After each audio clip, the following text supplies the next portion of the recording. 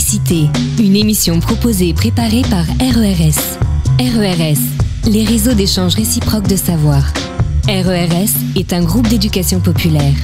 Les citoyens et les citoyennes participants et acteurs actifs sont sans distinction d'âge, de conviction politique ou religieuse, ni d'origine culturelle ou sociale. L'objectif est de participer concrètement à la vie de la République, même modestement, dans notre ville et dans notre région. C'est pourquoi chaque mois, nous nous retrouvons pour échanger autour d'un thème qui devrait nous permettre de cultiver et de développer notre liberté de conscience. Bonjour à tous et bienvenue pour cette nouvelle émission de cette nouvelle année 2024, première émission 2024 qu'on fait Parlons Laïcité, et avec des petites nouveautés pour cette début d'année. Alors déjà, on va pas avoir notre même animateur habituel, et donc on a Raphaël. Bonjour Raphaël. Bonjour Jérémy. Voilà, donc c'est Raphaël qui va animer l'émission aujourd'hui. Émission absolument exceptionnelle, laïcité et système éducatif, c'est ce qu'on va parler. Et on a un intervenant qui vient tout droit de Paris, Yanis Roder. Bonjour Yanis. Bonjour Jérémy. Voilà, et Yanis qui est membre du Conseil des sages de la laïcité au ministère de l'Éducation nationale, il va nous en parler pendant toute l'émission. On a bien sûr nos réalisateurs Agnès et Sébastien toujours derrière les manettes. On leur fait un grand coucou. Et puis on a Jean-Cry au fond qui déjà, je vois son stylo s'agiter et ses crayons qui va nous faire des magnifiques dessins pendant toute l'émission. Et ça sera la deuxième heure qu'on va découvrir tout ça. Eh bien, sans plus attendre, nous commençons et c'est parti. Retrouvez l'ensemble de nos podcasts Parlons Laïcité sur notre site www.rers-evry.fr. Bonjour Yanis Roder. Bonjour vous êtes Raphaël. Écrivain, professeur, membre du Conseil des sages de la laïcité.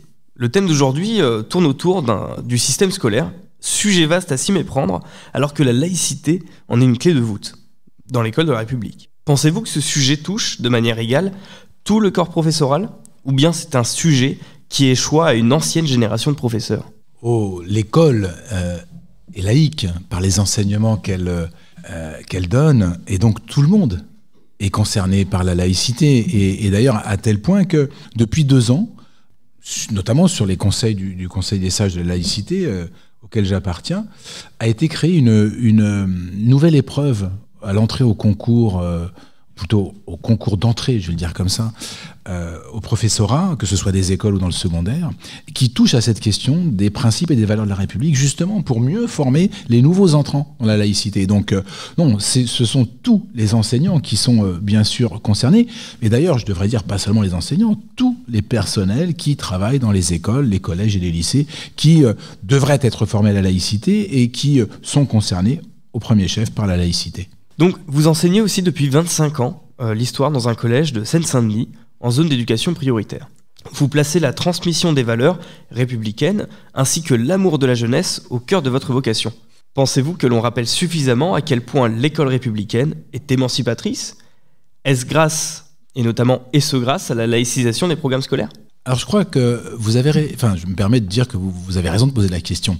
Parce que j'ai l'impression, si vous voulez, aujourd'hui que on oublie, alors quand je dis on, c'est un on générique qui ne veut rien dire en réalité, mais on sait très bien que dans l'actualité, très régulièrement, nous entendons, nous voyons des contestations de l'enseignement, des parents intervenir pour telle ou telle raison, des enfants se dresser contre des propos, contre des documents qui ont été montrés, etc.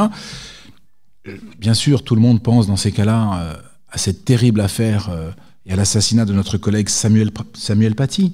Mais ce que je veux dire, c'est que vous avez raison de poser cette question parce que on pense que l'école est là pour transmettre des savoirs. Et on a raison. Sauf qu'elle n'est pas là uniquement pour transmettre des savoirs. L'article 111-1 du Code de l'éducation, alors c'est le seul dont je connais le numéro, 111-1, après je suis perdu, dit 2 choses. Elle dit effectivement que l'école est là pour transmettre les savoirs, mais elle est là aussi pour faire partager les valeurs de la République. Et ça, c'est quelque chose qui est peu connu. Ça veut dire quoi? Ça veut dire que les parents, en réalité, n'ont pas toujours conscience que, on ne conteste pas ce que dit l'école. Puisqu'on fait le choix de l'école publique. Il y a d'autres choix qui sont possibles. Je comprends très bien que dans certains quartiers ou dans certains espaces, c'est un choix contraint parce qu'il n'y a pas d'autre possibilité. Mais néanmoins, c'est l'école publique. Et l'école publique, on respecte ce qu'elle dit. Parce que les programmes, les professeurs suivent les programmes, et les programmes, eh bien, c'est la loi. Voilà, on se plie à la loi. Et je crois, pour finir de répondre à votre question, Raphaël, je crois qu'on ne rappelle pas assez aux enfants, c'est-à-dire aux élèves, aux familles en général, que quand on fait le choix de l'école publique, eh bien, il y a des règles à respecter. Et que la parole de l'enseignant, les documents qui sont utilisés, les textes qui sont étudiés, doivent être respectés et étudiés dans le cadre scolaire, de manière tout à fait normale. Voilà, on doit respecter cela. Et je pense que l'école gagnerait en apaisement, je vais le dire comme ça, en faisant cela. C'est-à-dire en disant aux parents, voilà, vos enfants n'ont pas à contester les enseignements des professeurs, et vous non plus.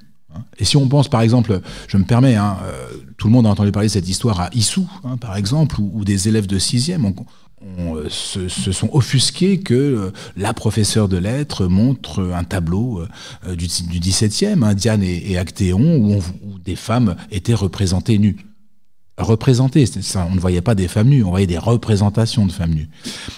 Et ces élèves, soutenus par leurs parents, en disant c'est inadmissible.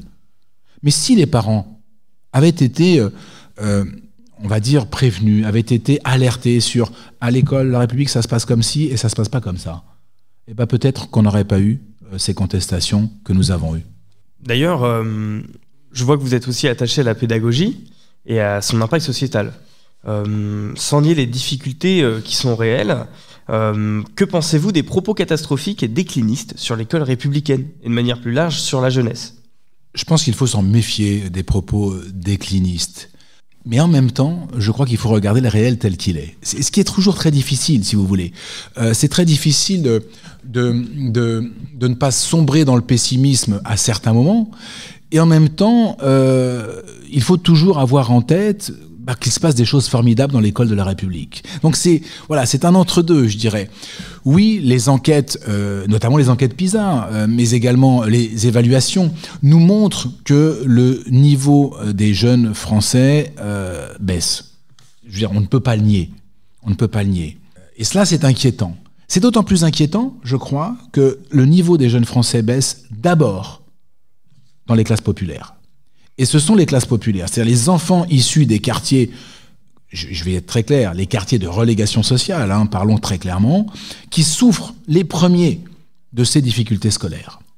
Or, l'école aujourd'hui, au regard de ces résultats, n'est pas capable de faire s'élever le niveau général de ces enfants.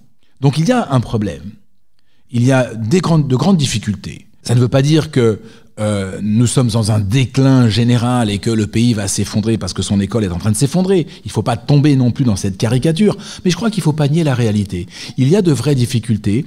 Il y a des questions auxquelles l'institution a du mal à répondre. Je vais en poser une toute bête. Et vous allez voir qu'elle n'est pas simple. Il se trouve que dans les quartiers de relégation sociale, où j'enseigne, il y a des enfants qui rencontrent des difficultés personnelles, individuelles. Ces enfants sont en classe. Ils ont du mal parfois à tenir en place, ils ont du mal à se concentrer, ils ont du mal à rentrer dans les apprentissages et dans leur scolarité. Mais ils sont là. Parce que l'école publique, contrairement à l'école privée, ne choisit pas ses enfants. Et donc, ils sont là et nous devons faire avec eux. Mais 1 ou 2 élèves peuvent vous retourner une classe. En permanence, à chaque cours. Et l'institution scolaire aujourd'hui, malheureusement, est très peu équipée pour faire face aux besoins, parce que ce sont des besoins réels, et finalement parfois même des appels au secours de ces enfants. Voilà. Comment on gère cela ? Alors on peut toujours se dire, ce que font certains malheureusement, mais on n'a qu'à le virer de cours. Mais non, le rôle de l'école, c'est d'enseigner, c'est pas de virer, c'est pas de mettre à la porte des enfants. C'est bien sûr qu'ils rencontrent des difficultés, bien sûr qu'ils parfois sont ingérables.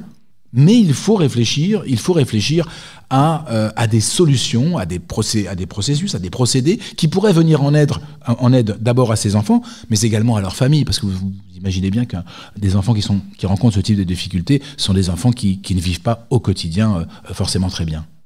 Alors du coup, ça me fait penser, il y avait un article de Charlie Hebdo qui parlait du collège, dans le 18e, de 2 collèges, Antoine Coisevox, et alors le nom m'échappe du deuxième. Je crois. Du coup, ce que vous me dites, ça me fait penser à la carte scolaire. Ouais. Est-elle mal agencée finalement? La carte scolaire, je ne crois pas que la carte scolaire soit mal agencée. En revanche, il existe ce qu'on appelle l'évitement scolaire. Et l'évitement scolaire va aggraver les déséquilibres créés par la carte scolaire. La carte scolaire, elle essaye de tenir compte des différents quartiers, des différents positionnements sociaux des quartiers, si vous voulez. Mais quand vous avez une ville, je veux stigmatiser aucune ville, hein, mais voilà, je pense instinctivement à Clichy-sous-Bois dans le 93. Quand vous avez une ville comme Clichy-sous-Bois, les quartiers bourgeois, vous les cherchez en fait, vous voyez. Et donc pour faire un mélange, vous pouvez pas faire de mélange. Donc la carte scolaire, elle est ce qu'elle est.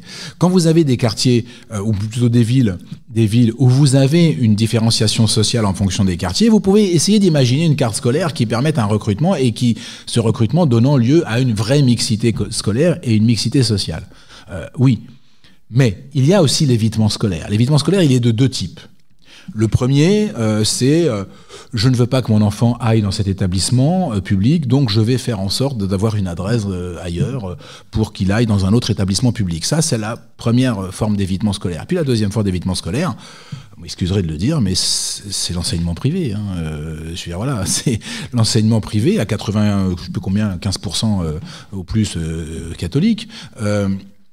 C'est une forme d'évitement scolaire. C'est-à-dire, je ne veux pas que mon enfant... Vous savez, il suffit de regarder ce qui se passe à Paris.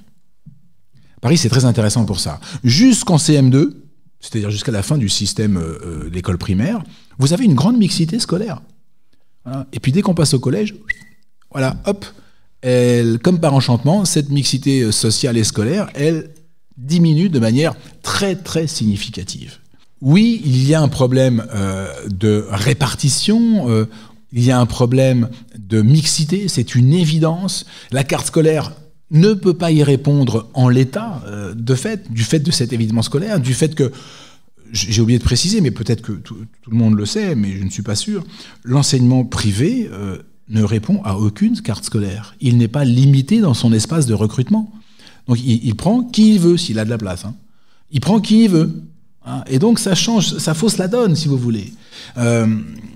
Je lisais hier une tribune de l'ancienne ministre Najat Vallaud-Belkacem dans Le Monde qui disait peut-être que l'enseignement privé devrait, qui contractualise avec l'État, hein, donc l'enseignement privé sous contrat, devrait recevoir des subsides de l'État en fonction du pourcentage d'enfants boursiers ou issus des classes sociales, des CSP comme on dit, hein, des classes sociales défavorisées. Plus on a de classes sociales défavorisées, plus on obtient des subsides de l'État.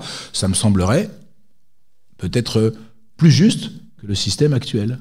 C'est vrai que, notamment dans le collège dont je vous ai parlé, il y a aussi cette problématique. Alors, le terme n'est pas forcément employé à ce moment-là, mais je trouve qu'il peut être pertinent.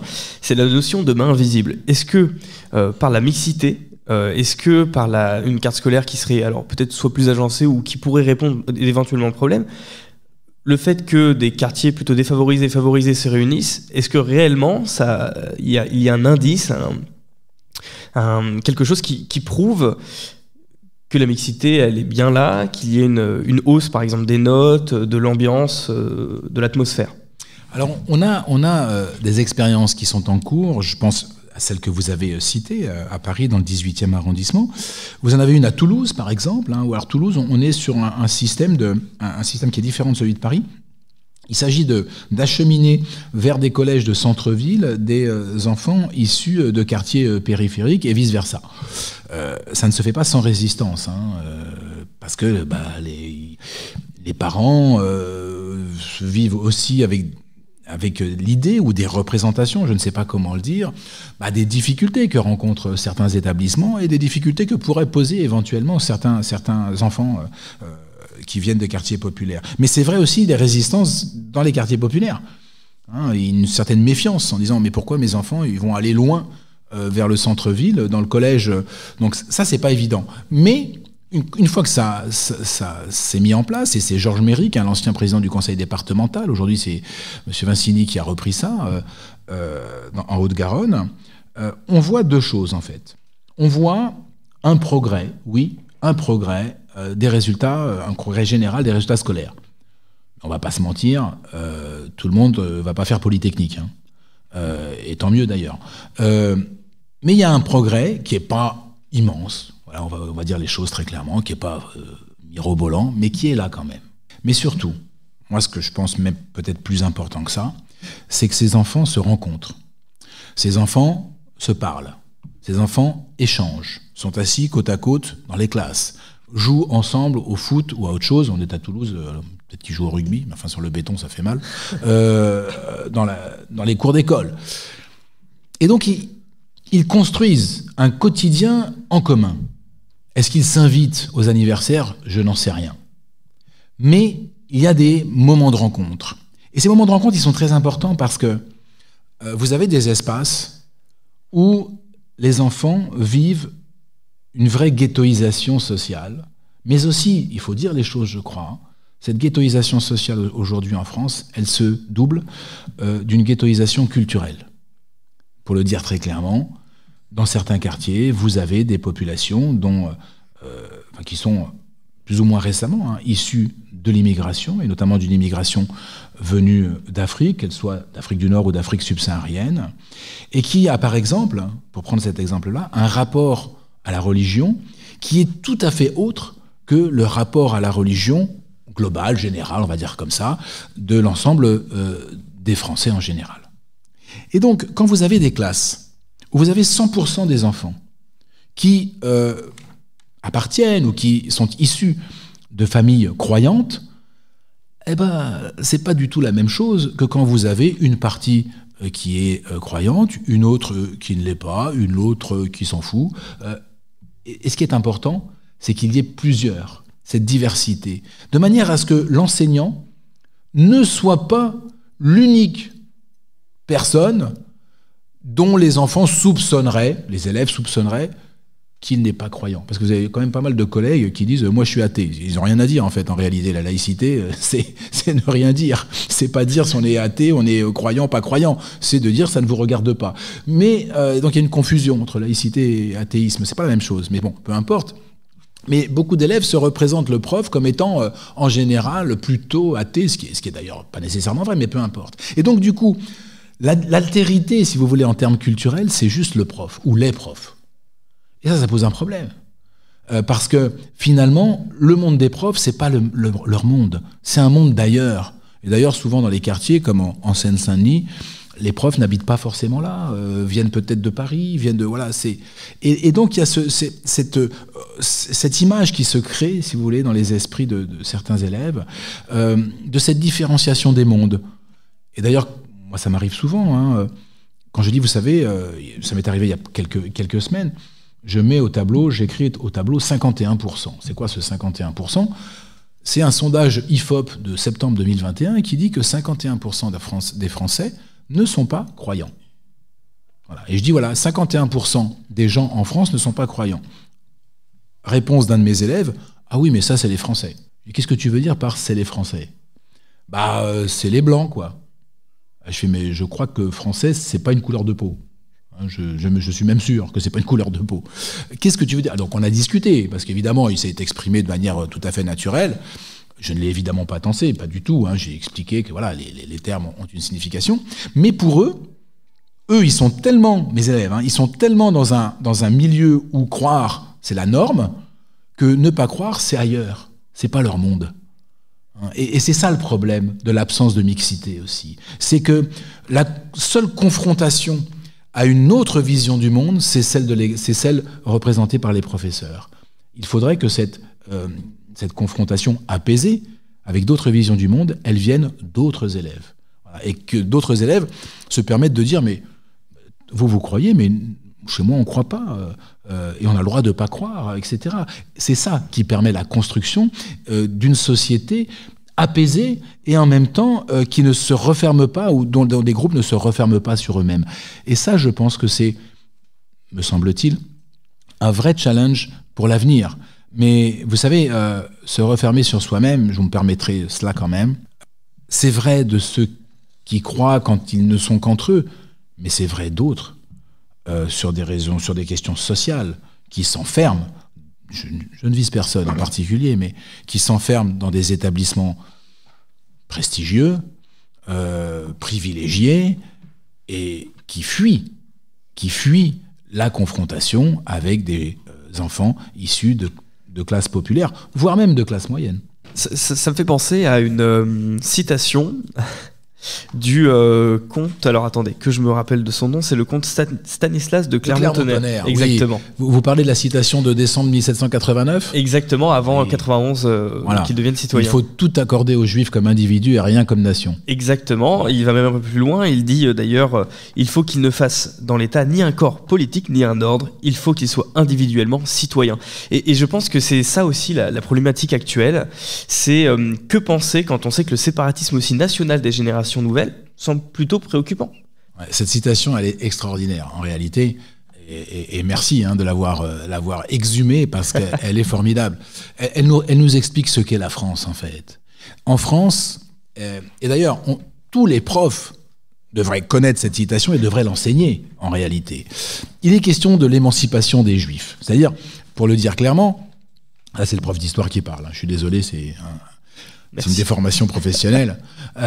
Mais 1789, on devient citoyen, on n'est plus sujet du roi, on devient citoyen. Mais la question se pose parmi les citoyens français, et notamment parmi les constituants de l'Assemblée nationale constituante, qu'est-ce qu'on fait des Juifs ? Parce que les Juifs vivaient dans une situation de relégation juridique, sociale également, mais surtout juridique. Aux yeux de la loi, ils n'étaient rien, il n'y avait pas vraiment de statut, c'était très compliqué. Et puis le statut n'était pas le même en fonction de l'endroit où ils vivaient. Et donc, la question se pose, qu'est-ce qu'on fait des Juifs ? Et Stanislas de Clermont-Tonnerre fait une proposition, il dit voilà, on ne va rien leur accorder on va tout leur accorder comme individu et rien comme nation. Par nation, je crois qu'il faudrait comprendre aujourd'hui, et vous l'avez dit d'ailleurs Raphaël après, communauté. C'est-à-dire que la République française ne vous reconnaît que comme citoyen. Ce qui est énorme, en fait, en réalité. Mais ça veut dire quoi ? Ça veut dire que tout ce qui vous détermine par ailleurs ne regarde pas la République et ne regarde pas l'État. Voilà. Pour l'État, vous êtes citoyenne et citoyen, sur un plan strictement égal.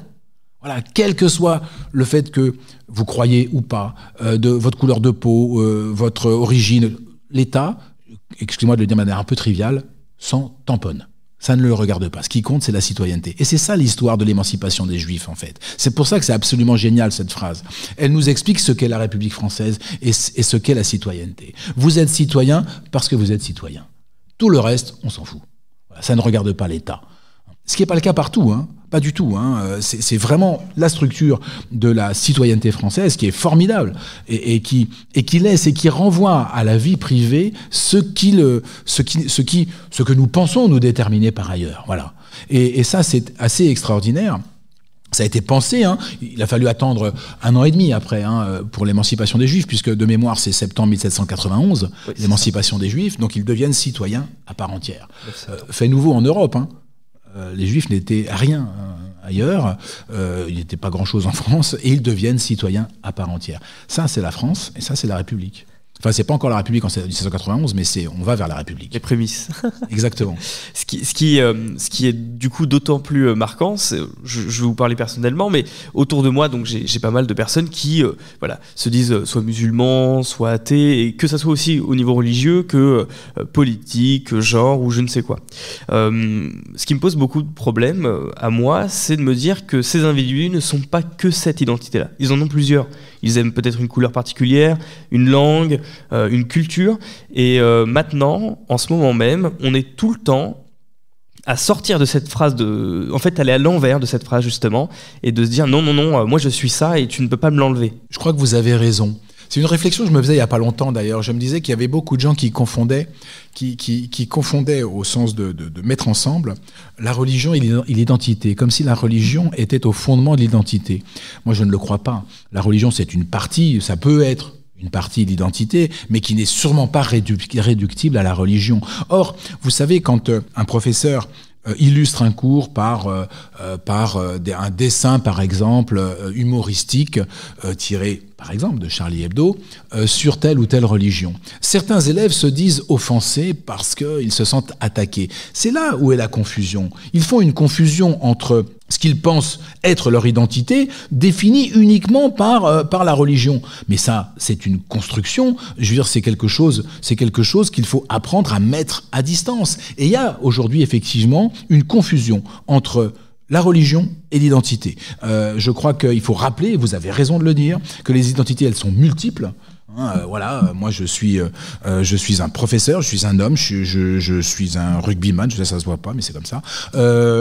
Donc j'ai dit de multiples identités. Et je ne me définis pas, et je ne suis pas défini et réductible à une identité. Et puis en plus, les identités, elles sont mouvantes en réalité. Et cette idée que voilà, une religion définit une identité de manière immuable, en réalité, elle m'est insupportable. Elle fixe des choses qui ne devraient jamais être fixées, parce que justement, la liberté de conscience que nous offre la laïcité, c'est la liberté de croire, de ne pas croire et de changer de religion. Et donc c'est la possibilité d'évoluer. C'est la possibilité d'évoluer. Si l'identité est immuable, jamais on ne peut évoluer. Mais heureusement, il y a l'école de la République qui est là pour proposer la possibilité de l'émancipation. Et ça, c'est très important. C'est ce qui fait le fondement de la laïcité scolaire, la proposition de la liberté. Vous en faites ce que vous voulez.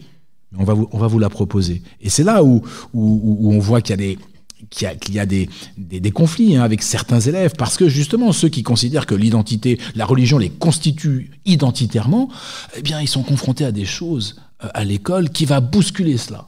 Et je pense que l'école a raison de bousculer cela. Il faut offrir la possibilité de la liberté à ses enfants. Alors du coup, une question pour faire le lien aussi, c'est que vous relevez qu'un enseignant sur 2 déclare s'être auto-censuré au moins une fois. Un enseignant sur 4 déclare s'auto-censurer plutôt ou très régulièrement. On ne peut pas ne pas penser au constat établi par la sœur de Samuel Paty, qui a mis en cause la passivité de l'institution et le comportement de certains collègues de son frère. Quel bilan pourriez-vous établir depuis l'assassinat de Samuel Paty, suivi de celui de Dominique, tous deux ciblés par de jeunes islamistes?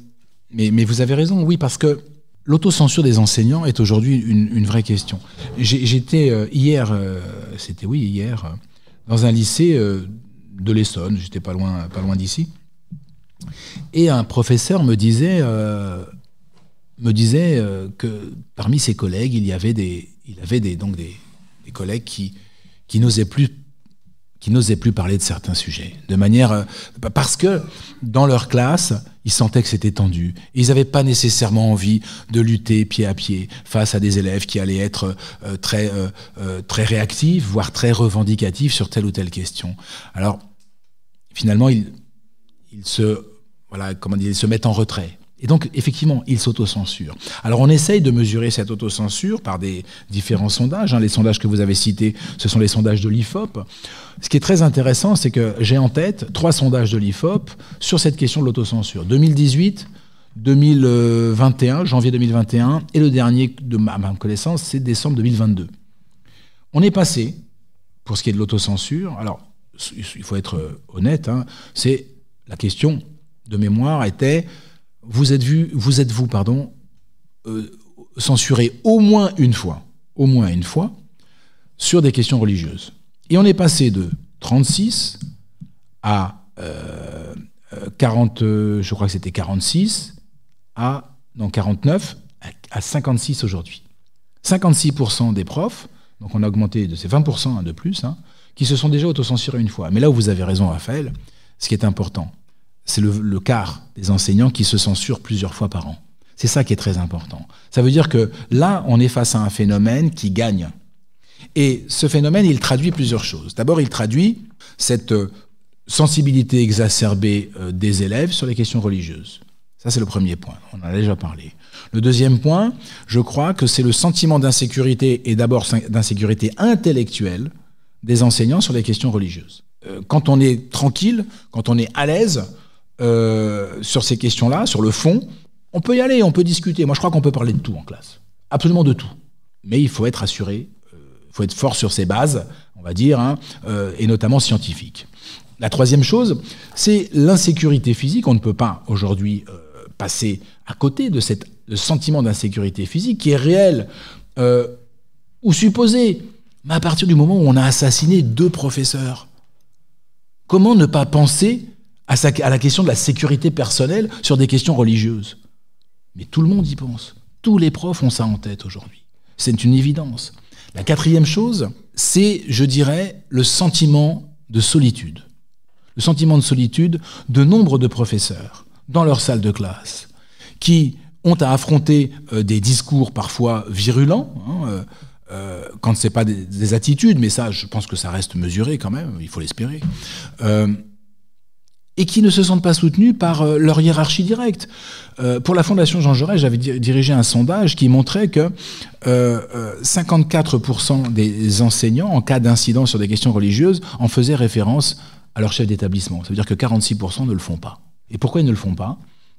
D'abord, par peur d'être jugés. Moi, quand j'étais jeune enseignant, il y a de cela bien longtemps, j'entends encore ma chef d'établissement, quand je suis allé dénoncer l'antisémitisme de certains de mes élèves, qui étaient très virulents. On était au moment de... c'était le 11 septembre, et puis la 2e intifada. Vous voyez, donc c'était chaud. Et c'était les premiers vraiment... problèmes liés à l'antisémitisme, d'un antisémitisme très virulent. Ma chef d'établissement, à ce moment-là, m'a dit, mais qu'est-ce que vous leur dites pour qu'ils réagissent comme ça? Donc c'était de ma faute. Donc à partir du moment où vous êtes jugé, ou vous pensez que vous allez être jugé, soit sur le contenu de votre cours, soit sur votre posture d'enseignant, soit sur le fait que vous ne tenez pas votre classe, vous n'allez pas voir de votre hiérarchie. Et l'incident, il passe, voilà, et vous vivez avec, en fait. Alors, le sondage, l'étude que j'avais menée montrait que d'autres, les enseignants pouvaient se tourner aussi vers leurs pairs, vers les autres professeurs qui leur venaient en aide. Mais si les enseignants ne peuvent pas s'adosser à l'institution, ne peuvent pas se sentir soutenus par l'institution, quoi qu'il se passe en classe, comment voulez-vous qu'on mette fin à l'autocensure, en fait? Si on n'est pas soutenu, si on n'a pas le sentiment d'être soutenu, on va se taire ou on va se tourner vers les collègues, et puis on va naviguer de manière à éviter les ennuis. Voilà. Et c'est ça qu'il se passe dans les classes.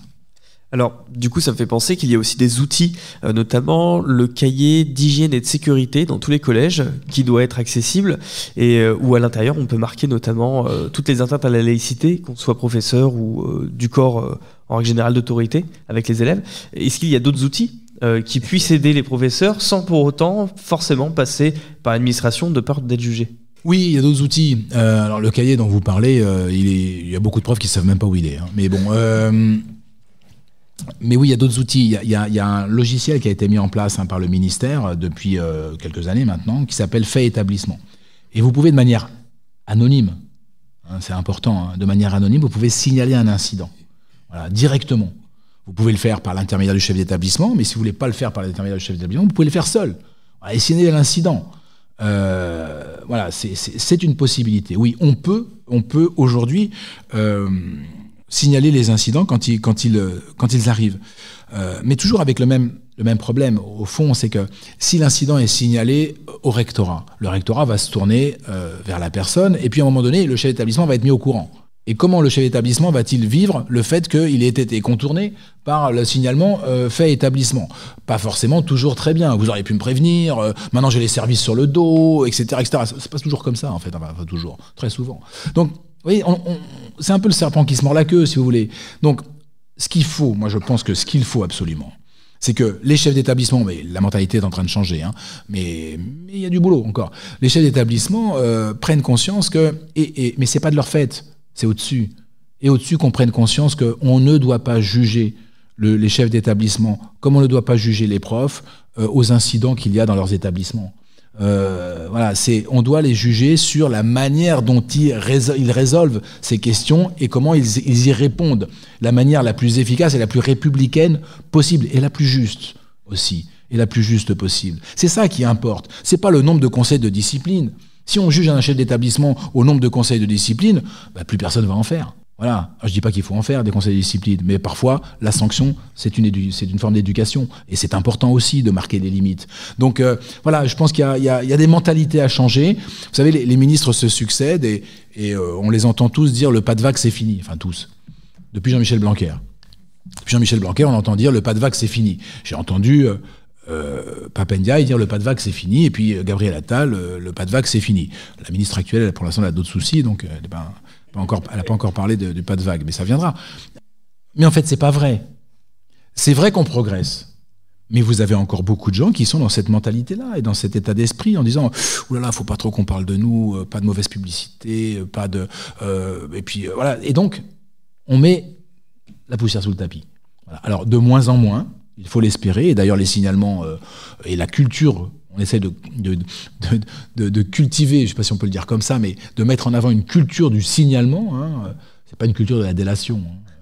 C'est signaler, c'est pour mieux traiter. Quand on signale un enfant qui dit des choses terribles pour des raisons religieuses dans une classe, on va peut-être venir en aide à cet enfant parce qu'il est en train de basculer. Hein, et donc c'est pas de la délation, c'est de l'aide. Ce sont des enfants. Hein, et c'est le rôle de l'école de venir en aide aux enfants qui peuvent être dans un processus, c'est possible, par exemple de radicalisation. Je vous dis ça parce que il y a pas longtemps, j'ai une jeune collègue qui m'a dit « mais moi je balancerai pas ». Mais il ne s'agit pas de balancer, il s'agit de venir en aide aux enfants. C'est ça qui est très important.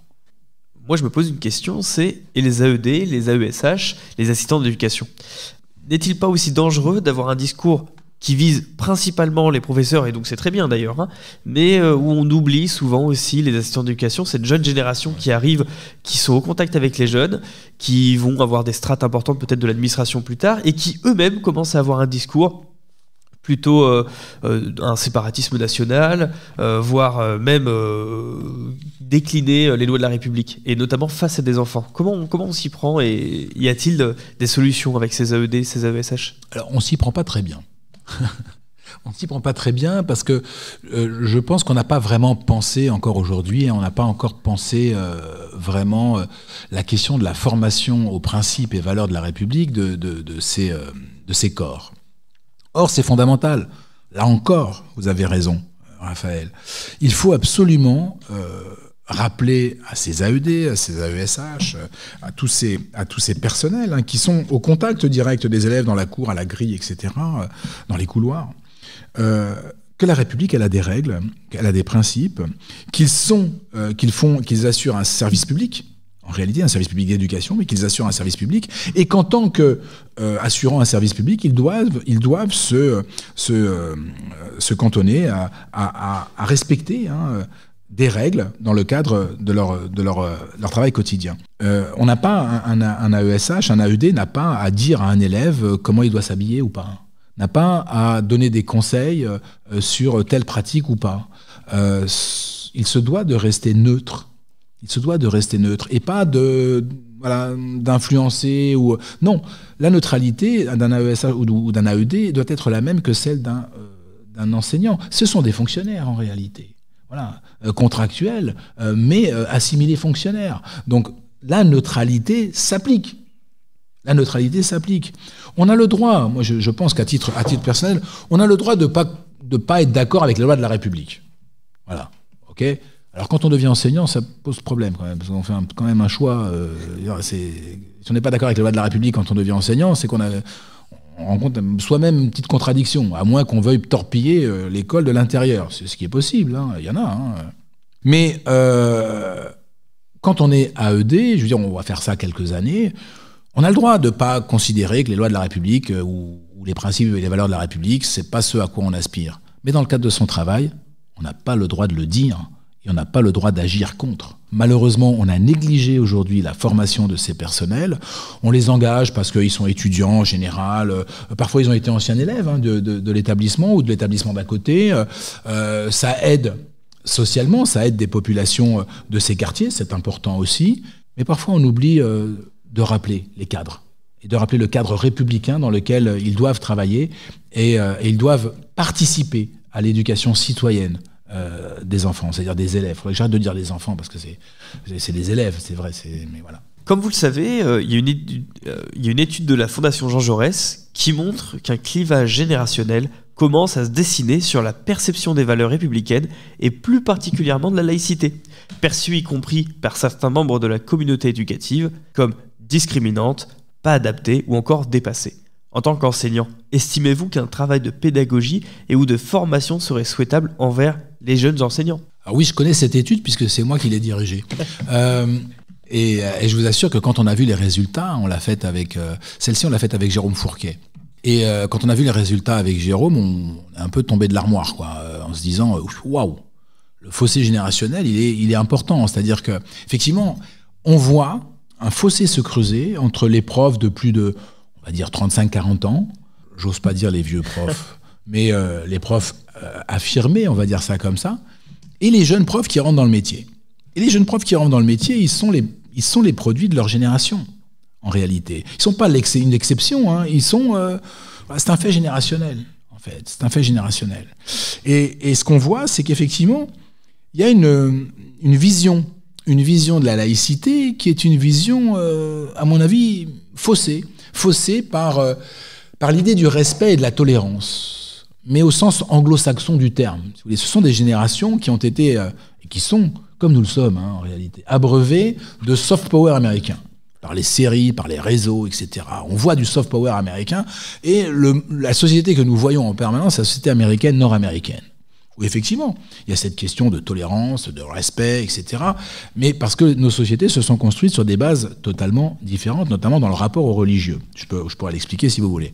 Je le vois très bien en salle des profs, parce que moi je suis dans un établissement où, comme dans tous les établissements classés sensibles, on va dire, je vais l'appeler ça comme ça, il y a un turnover important. Les profs restent 2, 3, 4, 5 ans, allez, puis après ils s'en vont. Ils s'en vont parce que, c'est pas toujours facile.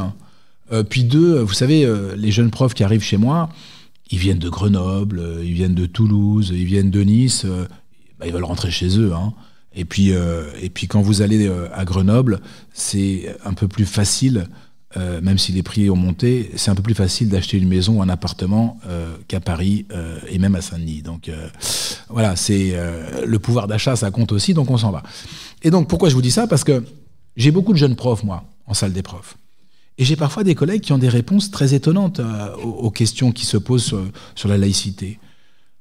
Une jeune collègue qui un jour me dit, il n'y a pas si longtemps que ça, mais pourquoi on embête les jeunes filles avec les abayas? Ce sont de bonnes élèves. Alors je lui ai demandé, mais quel est le lien que tu fais entre le fait que ce soit de bonnes élèves, le fait qu'elles portent une abaya? Si ça avait été de mauvaises élèves, qu'aurais-tu dit? Je ne comprends pas très bien. Et en fait, vous voyez bien que tout ça pour vous expliquer que, enfin pour illustrer le fait que il n'y a pas nécessairement conscience des enjeux, en réalité. Et en fait, il y a un problème de formation, puisque je vais finir par répondre à votre question. Il y a un problème de formation qu'on est en train de résoudre, en réalité. Mais vous avez des générations de profs qui sont rentrés dans le métier sans qu'on leur explique ce qu'était la laïcité. J'en fais partie. Moi, j'ai, j'ose plus le dire, 25 ans de métier. Je suis passé par ce qu'on appelait les IUFM, les Instituts Universitaires de Formation des Maîtres. Je ne me souviens même pas qu'on m'ait dit que j'étais fonctionnaire. Ça m'a pas marqué, en tout cas. On me l'a peut-être dit, hein, mais alors, voilà. Et donc, ce que ça impliquait en réalité, quant à la laïcité, je vais vous dire la vérité, aujourd'hui je suis membre du Conseil des sages de laïcité, on peut se dire que je suis un expert. Ouais, mais enfin, je suis devenu un expert, ou si je le suis, je suis devenu tout seul. Hein. C'est pas l'institution qui m'a dit, voilà, il faut que vous soyez expert sur la laïcité. Pourquoi je me suis intéressé au sujet? Parce que j'ai vu qu'il y avait un sujet. Et voilà, et donc je suis rentré dans ce sujet parce que justement, en face de moi, j'avais un sujet.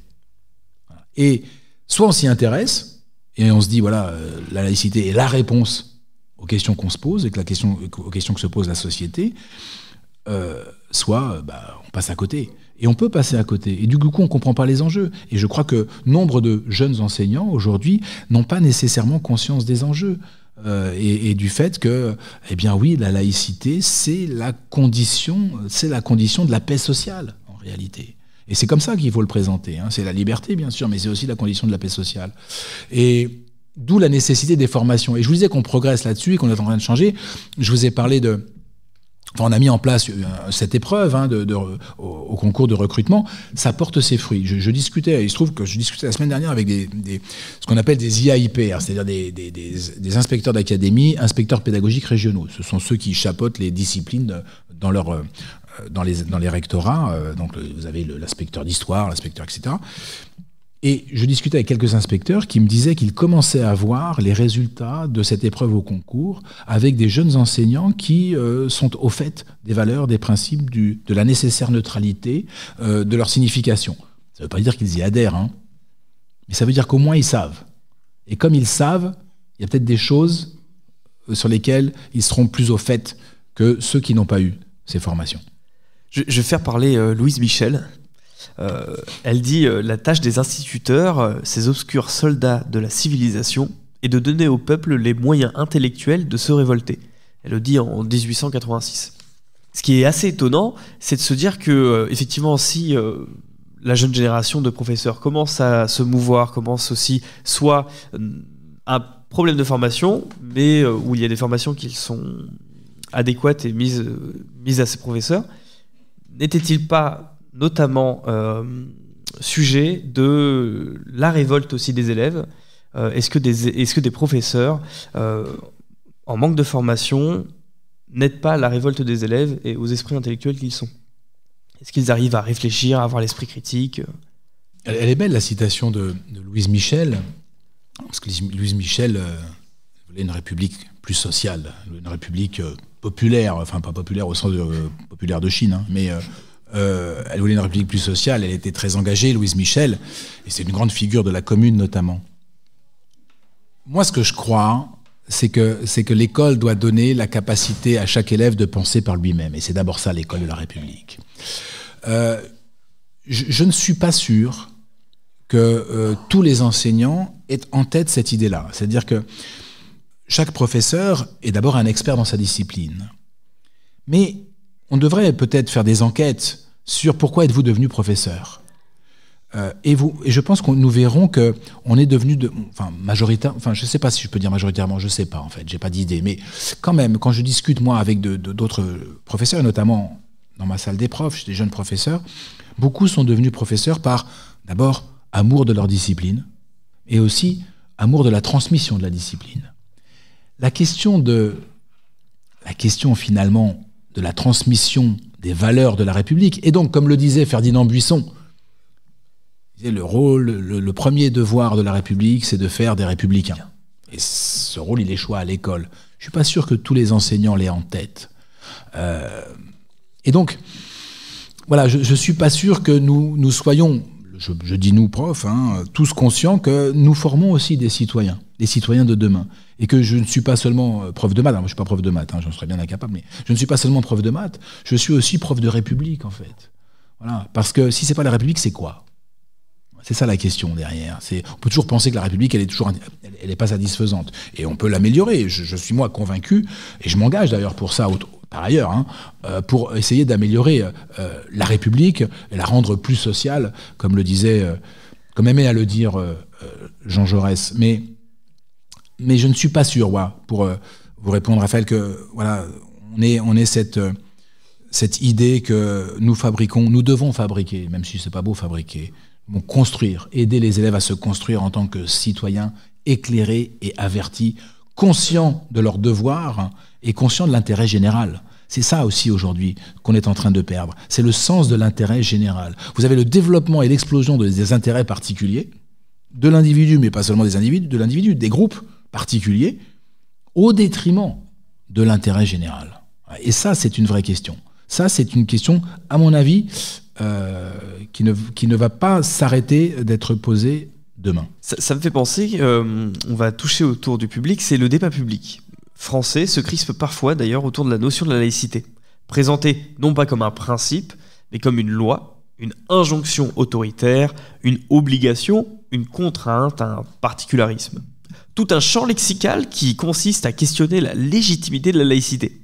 Comment pourrait-on réenchanter la laïcité tout au long du parcours scolaire? Ries écrivait récemment, dans les pages de Charlie Hebdo, qu'il fallait recommencer le travail pour chaque nouvelle génération. Qu'en pensez-vous? C'est Dominique Schnapper, la présidente du Conseil des sages, qui disait il n'y a pas longtemps, on a pensé que la laïcité était une évidence pour tout le monde. Et puis on s'est rendu compte, alors on s'en est rendu compte progressivement, on s'en est notamment rendu compte au moment de l'affaire Charlie Hebdo, de l'assassinat des membres de la rédaction. Et on s'en est rendu compte, bien sûr, au moment de l'assassinat de Samuel Paty. Pourquoi? Parce que dans les classes, les réactions n'ont pas été celles attendues. Et donc, attendues. Pour quelqu'un qui prêtait un peu l'oreille et qui avait un regard un peu aiguisé, je veux dire, on pouvait s'attendre à ce qui allait se passer. Et ça s'est passé. On a fait comme si c'était une évidence. Mais bien sûr, Riss a raison. Il faut toujours remettre l'ouvrage sur le métier en permanence. Les jeunes qui arrivent sont vierges de tout savoir sur ces questions-là. Donc il faut leur expliquer. Mais vous savez comment on réenchante? Alors réenchanter, c'est ambitieux, hein, réenchanter. Je sais plus qui, il y a pas longtemps, me disait il faut rendre la République sexy. Ouais, je suis d'accord. Moi, je suis profondément républicain, je suis entièrement d'accord. Mais alors, bon, sexy, je sais pas trop. Enfin voilà, faut que ça donne envie, quoi. On a compris. Il faut que la République donne envie. Mais moi, je crois que la République, elle peut donner envie, et c'est pareil pour la laïcité, en se comparant et en la comparant. Si on n'a pas la laïcité, qu'est-ce qu'on a comme modèle de société, comme modèle d'organisation de la société? Hier, j'étais dans un lycée de l'Essonne, et on m'avait demandé de parler de laïcité à des classes de terminale, dans un lycée plutôt mixte. C'était intéressant d'ailleurs, justement parce que j'ai assisté à cette confrontation apaisée dans les débats qui ont suivi mon intervention. Et je suis parti de témoignages d'enfants issus de l'immigration, nouveaux arrivants en France, en fait, hein, le terme m'échappe, mais primo-arrivants, voilà, primo-arrivants, qu'on scolarise en France, parce qu'on a des structures pour ça, dans les classes qu'on appelle les UPE 2A. C'est les unités pédagogiques pour enfants allophones, et le deuxième A, je ne sais plus. C'est pas grave, vous avez compris. Et donc, au bout, ils apprennent le français pendant des mois, et quand ils ont un niveau convenable, on les bascule dans un cursus normal. Et on a recueilli des témoignages sur la laïcité de quelques-uns de ces enfants. Et donc je les ai projetés, parce que c'est un petit film en fait, aux élèves que j'avais en face de moi. Et vous avez cet élève, par exemple, d'origine irakienne, qui explique « Moi, dans mon pays d'origine, l'Irak, à l'école, je n'avais pas de prénom. On m'appelait la chrétienne. On me sortait des cours, on me disait de faire le ménage, parce que j'étais chrétienne, au moment des cours de religion. » etc., etc. Et elle termine son petit speech en disant « Moi, je veux remercier la laïcité, parce que la laïcité m'a rendu mon prénom. » Et quand vous avez des jeunes enfants, pardon, ce sont des il faut que j'arrête avec les enfants, moi, les élèves de terminale, qui entendent d'autres enfants dire que la laïcité, ça me permet d'exister en tant qu'individu, de ne pas être réduit à une appartenance religieuse et communautaire, que je subis en réalité, hein, quand vous naissez dans une famille qui est chrétienne en Irak, ou musulmane, hein, peu importe, on vous colle cette identité que vous n'avez pas choisie, et on vous enferme là-dedans. Et l'idée que la laïcité, elle offre la possibilité d'exister en tant qu'individu au-delà de ce qui vous détermine, ça fait réfléchir les élèves. De la même manière que ce garçon, qui était lui originaire du Cameroun, et qui expliquait que il était dans une école où tout le monde était obligé de croire. Et donc, il faisait semblant de croire. Voilà. Il faisait semblant de croire. Il disait, je faisais comme tout le monde. Je disais que je priais le soir, que je priais le matin. Je participais aux prières collectives.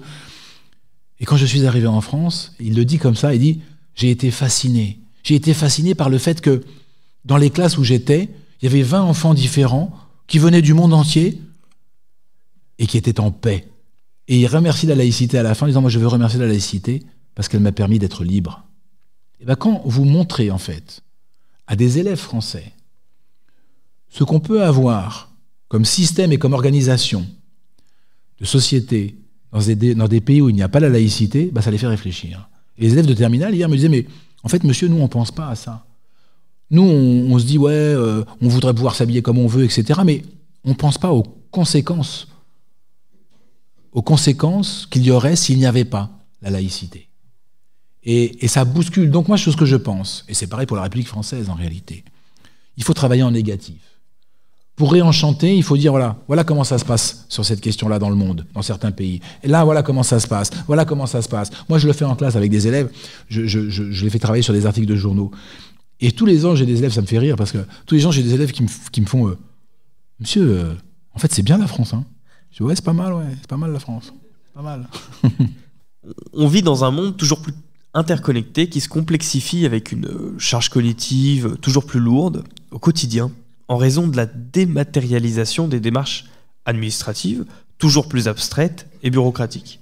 Comment abordez-vous la nécessité d'outiller les jeunes contre la provision de fausses croyances qui visent notamment la laïcité et l'universalisme ? Oui, c'est un vrai challenge, ce dont vous parlez, Raphaël, parce que, en fait, nos élèves sont soumis à un flot d'images permanent. Le flot, c'est TikTok et Snapchat aujourd'hui. Hein. YouTube, bien sûr, parce que nos élèves regardent de moins en moins la télé, en réalité. Hein. Ils sont sur des fils TikTok, Snapchat. Enfin, je dis ça parce que j'ai 2 enfants. Hein, et 2 enfants avec 2 mains, et à une main, ils ont un truc qui est greffé, ça s'appelle le téléphone. Et c'est compliqué de débrancher le téléphone, même aux heures de repas. Donc le prof que je suis... n'a pas toujours la même autorité auprès de ses propres enfants. Enfin, ça, c'est le lot de chacun. Non, je veux dire par là, trêve de plaisanterie, je veux dire par là que nos élèves sont abreuvés d'images et ils n'ont pas toujours les outils, en réalité, les outils intellectuels, hein, parce qu'ils n'ont pas été formés, pour faire le tri, pour classer, pour hiérarchiser. Pour certains, l'image fait vérité. Ça, c'est très compliqué à démonter.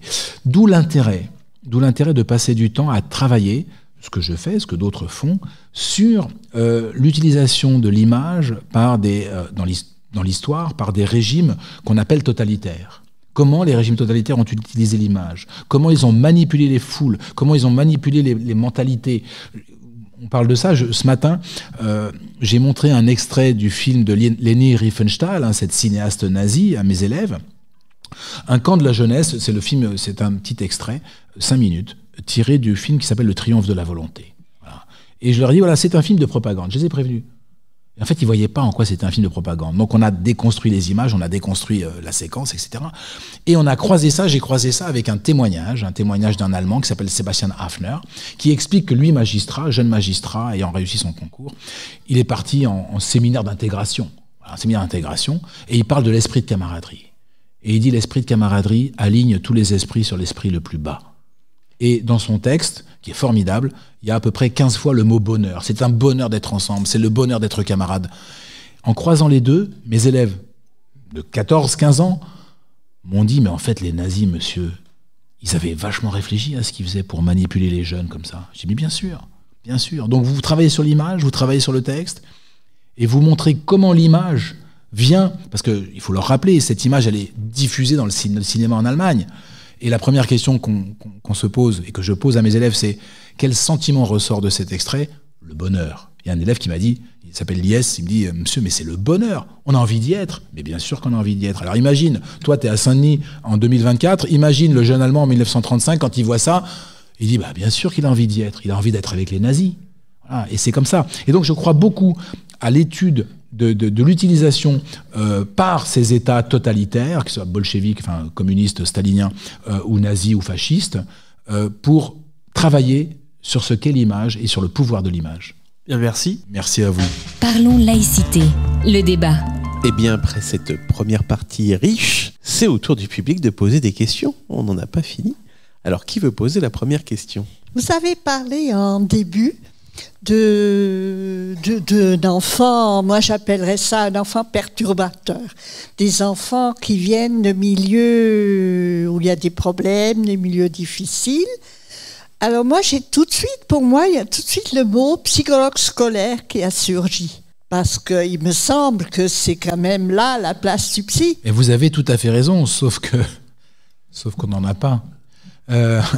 Sauf que le problème... Alors ceux qu'on appelle les psychologues scolaires, avant on les appelait conseillers d'orientation. Hein. Vous voyez, c'est pas la même chose. Hein. Donc ce sont des conseillers d'orientation qui ont une formation, mais qui ne leur donne pas la possibilité de rentrer dans des situations de traitement, on va dire, de situation. Et en réalité, la question que vous posez est très importante. J'en ai parlé dans un précédent livre qui s'appelait « Allons enfants, la République vous appelle », où je disais que nous manquons cruellement, notamment dans les quartiers de relégation sociale, de structures médicales et paramédicales pour traiter, justement, pour aider ces enfants. Aussi bien des orthophonistes que des psychologues qui pourraient prendre en charge ces enfants et les aider. L'institution scolaire aujourd'hui et les psychologues de l'institution scolaire n'ont pas les moyens de le faire. Ils n'ont pas les moyens de le faire. D'abord, il n'y en a pas assez. Je crois qu'il y a aussi un problème plus profond de formation et d'aptitude, même si très bon, hein, c'est pas ce que je dis, mais voilà, c'est pas leur métier, c'est pas le cœur de leur métier, c'est pas ce qu'on leur demande en fait. C'est pas ce qu'on leur demande. Et donc, dans la ville d'où je viens, pour certains enfants, il faut 1 an et demi pour avoir un rendez-vous. Comment voulez-vous pouvoir traiter cela? Comment voulez-vous qu'on prenne en charge des enfants qui ont besoin d'un suivi, dont les familles sont désemparées? Parce qu'évidemment, c'est dans les milieux sociaux les plus défavorisés où vous avez des enfants qui rencontrent le plus de problèmes parce qu'ils ne sont pas pris en charge. Moi, il se trouve que moi, j'ai un enfant qui a eu des problèmes psy. Mais moi, je suis prof. Moi, je suis une classe moyenne. Je suis averti sur ces questions-là. J'ai très tôt pris les choses en main et mon enfant a eu un vrai suivi. Et aujourd'hui, il va très bien. Mais dans les familles qui n'ont pas les informations, dans les familles qui sont un peu désemparées face à ce qui se passe, aujourd'hui, les institutions ne viennent pas en aide à ces familles en réalité, et notamment l'institution scolaire, elle n'en a pas les moyens. Et donc ces enfants perturbateurs, parce que c'est la réalité que vous décrivez, ce sont des enfants perturbateurs et qui perturbent d'abord l'apprentissage de leurs camarades. Ce sont leurs camarades qui en souffrent en premier lieu, hein. Bien sûr. Eh bien, aujourd'hui, nous n'avons pas réellement les moyens de les prendre en charge. Alors, ponctuellement, on y arrive en créant des structures à l'intérieur de l'établissement où on extrait ces enfants quelques heures par semaine de la classe pour essayer de remédier. Mais, en fait, là où vous avez raison, c'est un suivi longitudinal qu'il faudrait, un long suivi. Un travail psy, nous savons tous qu'un travail psy, ce sont des années et des années de travail pour combler les failles, pour apaiser. C'est très compliqué. Aujourd'hui, nous n'avons pas les moyens. Mais ce que je dis sur les psys est vrai aussi pour le travail en orthophonie, par exemple. On a des élèves qui rencontrent des difficultés scolaires réelles, avec des troubles de l'apprentissage, des troubles dans l'apprentissage de la lecture, par exemple, en école primaire, ou de l'écriture. L'école, aujourd'hui, n'a plus les moyens de prendre en charge ces enfants. Je dis n'a plus les moyens parce que nous avions à l'époque ce qu'on appelait les RASED. J'ai toujours eu un problème avec les acronymes, et quand j'ai fait l'armée, parce que je suis d'une génération où on faisait l'armée, on me parlait en acronymes, je ne comprenais rien. Et à l'école, c'est un peu pareil, il y a toujours des acronymes, je suis toujours un peu perdu. Donc, merci pour la précision sur les RASED. Les RASED, ce sont des équipes formées de professeurs spécialisés et de psychologues qui venaient en aide aux élèves.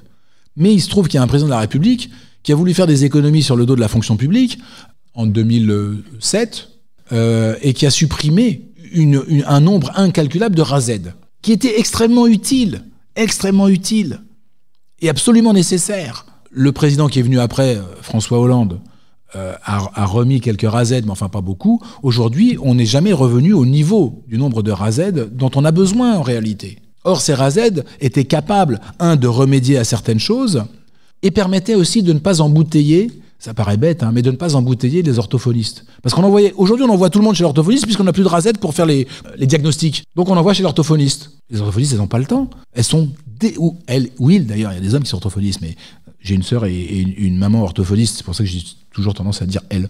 Mais les orthophonistes sont débordés. Elles n'y arrivent plus ou ils n'y arrivent plus. Et l'école n'a plus les moyens de prendre en charge ces enfants et de les orienter. Parce que tous les enfants n'ont pas besoin d'aller chez l'orthophoniste, en fait. Ils n'ont pas tous besoin d'aller chez l'orthophoniste. Certains, oui. Mais aujourd'hui, on ne fait plus le tri, on envoie.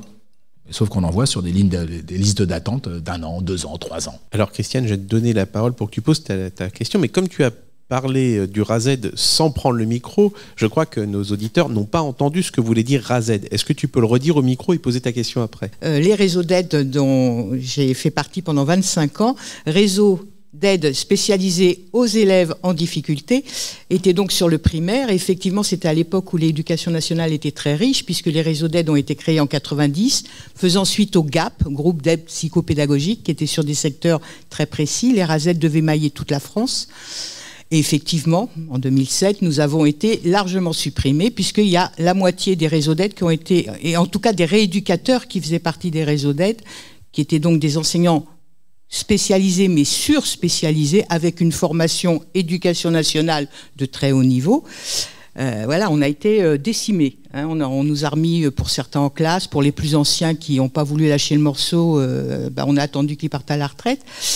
Voilà, mais du coup, je n'ai plus de questions puisque vous en avez parlé. Mais c'était prévu en 90 que les collèges soient maillés aussi par les réseaux d'aide. Tout à fait, c'est très juste, mais ça n'a pas vu vraiment le jour en réalité. Or, c'est là, dans le premier degré, c'est une évidence, mais il faudrait continuer au collège, et il faudrait recréer des RAZ. C'était absolument essentiel, le RAZ, hein, le réseau. C'était absolument essentiel. Aujourd'hui, on ne comprend pas. Alors aujourd'hui, on s'interroge à chaque enquête PISA, on dit « Ah bah tiens, le niveau baisse, on ne comprend pas, etc. » Ouvrez les yeux, enfin je veux dire, pas vous, hein, mais au-dessus là, ouvrez les yeux. Regardez ce que vous avez fait. Regardez ce que vous avez cassé, en fait. Et où est-ce qu'on a cassé ? Mais c'est toujours pareil. Enfin, je ne veux pas faire le révolutionnaire, même si je viens d'une famille trotskiste, mais ça va mieux maintenant. Mais sans faire le révolutionnaire, mais où est-ce qu'on a cassé ça ? Dans les quartiers populaires. Ce sont les enfants issus de ces quartiers qui souffrent aujourd'hui de la disparition des RAZ. La disparition ou l'existence, il n'y a pas beaucoup des RAZ aujourd'hui. Voilà, c'est quand même, enfin, d'un point de vue de la justice sociale, c'est un pur scandale. Un pur scandale. Parlons laïcité. Une émission proposée et préparée par RERS, les réseaux d'échange réciproque de savoir. On va faire un petit tour du côté de notre Jean Cry qu'on nous réclame dans le monde entier, au moins, qui va nous faire un petit tour sur les dessins qu'il a commencé à réaliser. Peut-être avant, moi, j'ai le droit de poser une question aussi. Oui, donc je voudrais poser une question. De ce que j'ai entendu, que ce soit les RAZ ou même de tout ce que vous avez décrit, c'est du sabotage ou c'est de l'incompétence notoire ? Je crois que c'est une ignorance des réalités, en fait. Je crois que c'est une ignorance. Je ne crois pas que ce soit du sabotage. Moi, j'ai tendance, vous savez, je suis un prof, hein, donc j'ai tendance à être indulgent. Et dans la vie, j'essaye d'être indulgent aussi. On dit bienveillant. Bienveillant, ça fait un petit peu niais, hein, mais indulgent, on va dire. Voilà. Et donc, je pense que c'est une ignorance de certaines réalités, à mon avis. Je ne crois pas que ce soit... je ne crois pas que la personne dont on a parlé, le président de la République dont on a parlé, se soit dit les pauvres, on s'en fout, on va saboter leur avenir, on s'en fout. Je ne crois pas qu'il ait pensé ça. Enfin, je préfère ne pas penser qu'il ait pensé ça. Voilà, je préfère ne pas penser cela. Sinon, je risquerais de devenir violent. Mais je pense qu'il y a une ignorance des réalités, et notamment des réalités sociales. Je crois que vous avez aujourd'hui une partie alors encore une fois, vous allez penser que je tombe dans le discours révolutionnaire, mais c'est pas mon propos. Je veux dire, moi, j'ai été révolutionnaire, hein, j'ai été militant d'extrême gauche, c'est vrai, oui, je le conçois, j'avoue, je le concède. Voilà, j'ai été militant d'extrême gauche, mais comme je vous l'ai dit, je suis guéri. Ça va beaucoup mieux maintenant. Et d'ailleurs, je travaille pour la Fondation Jean Jaurès, c'est pas des révolutionnaires, hein, voilà. Et donc, sans vouloir refaire le militant d'extrême gauche, je crois qu'on a une partie de nos élites qui est complètement déconnectée. Déconnectée des réalités, et des réalités sociales, mais des réalités aussi sociales et politiques. Parce que quand il se passe des choses dans certains quartiers qui ont été où l'éducation populaire a été sabotée, parce que là on peut peut-être parler de sabotage de l'éducation populaire avec la fin de subventions, avec la fin d'aide aux associations dans certaines villes, dans certains quartiers. Là oui, on peut parler de sabotage. Vous savez, la nature a horreur du vide. Donc quand il n'y a plus d'éducation populaire, quand il n'y a plus le Parti communiste, encore une fois, moi chez moi on était trotskiste, hein, donc on n'est pas au PCF, hein, mais avec ces associations, etc., qui est-ce qui prend la place aujourd'hui ? Ce sont des associations islamistes, entre autres, et qui travaillent le terrain. Mais quand vous racontez ça à certaines élites, elles planent. Hein. Elles planent. Elles sont totalement hors sol. Elles ne se rendent pas compte de ça. Elles ne se rendent pas compte de ce qui se passe. Quelque part, il y a sabotage, mais pas sabotage conscient. Je ne crois pas qu'il y ait sabotage conscient, en fait. Mais le résultat, c'est du sabotage, oui. Mais, ok, j'entends, mais en même temps, ça fait un bout de temps que ça dure. Donc là, on est vraiment dans de l'ignorance crasse quand même, parce que c'est les différents gouvernements, on peut dire qu'il y a des conseillers, aucun de nous n'est ministre, on est plus au courant que ces gens-là. Ça paraît bizarre. Non, je crois pas. Il y a deux choses différentes. Il y a les ministères, effectivement, où eux, aujourd'hui, ils savent. Ils savent. Et je vous dis ça parce que moi, je suis au ministère de l'Éducation nationale, pas en tant que prof, hein, en tant que membre du Conseil des sages depuis 2018. J'ai approché 3 ministres, 4 maintenant, différents de l'Éducation nationale et des cabinets ministériels différents. Là où ils savent. Le problème, c'est qu'ils doivent faire avec les finances. Et que la question des finances, elle est très importante. Et ça, c'est un frein, hein, c'est évident que c'est un frein. Avec des enseignants qui, aujourd'hui, ont vu leur niveau de vie dégringoler de 30% en 25 ans, qui ont droit à des augmentations de salaire, mais quand vous augmentez 865 000 enseignants, vous imaginez l'argent que ça fait?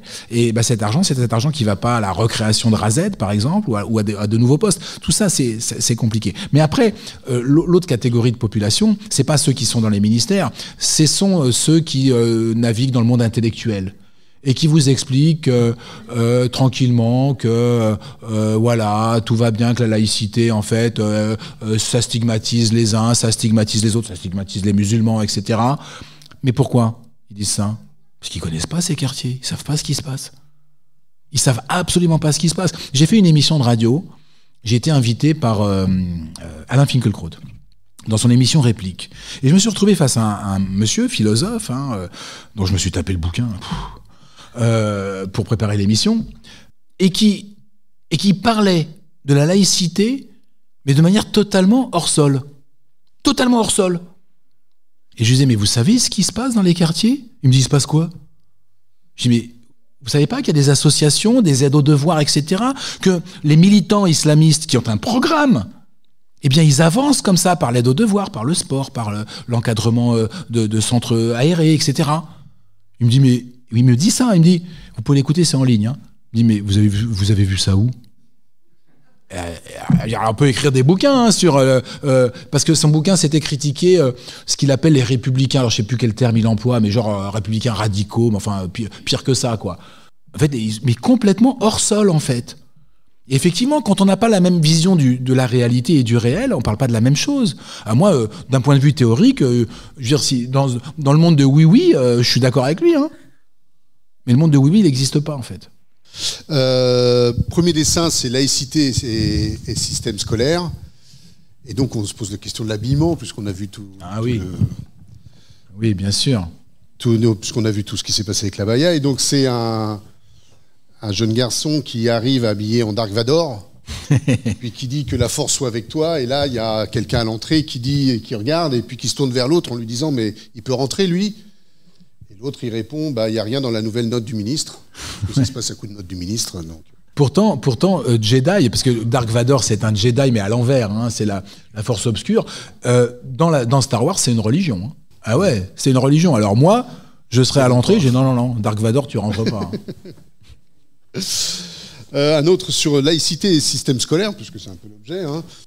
Donc c'est, d'un côté, il y a un self avec plein de stands côte à côte, un par religion. Puis un autre avec VG et pas VG. Puis le cuistot qui dit la laïcité plus pratique pour la cuisine.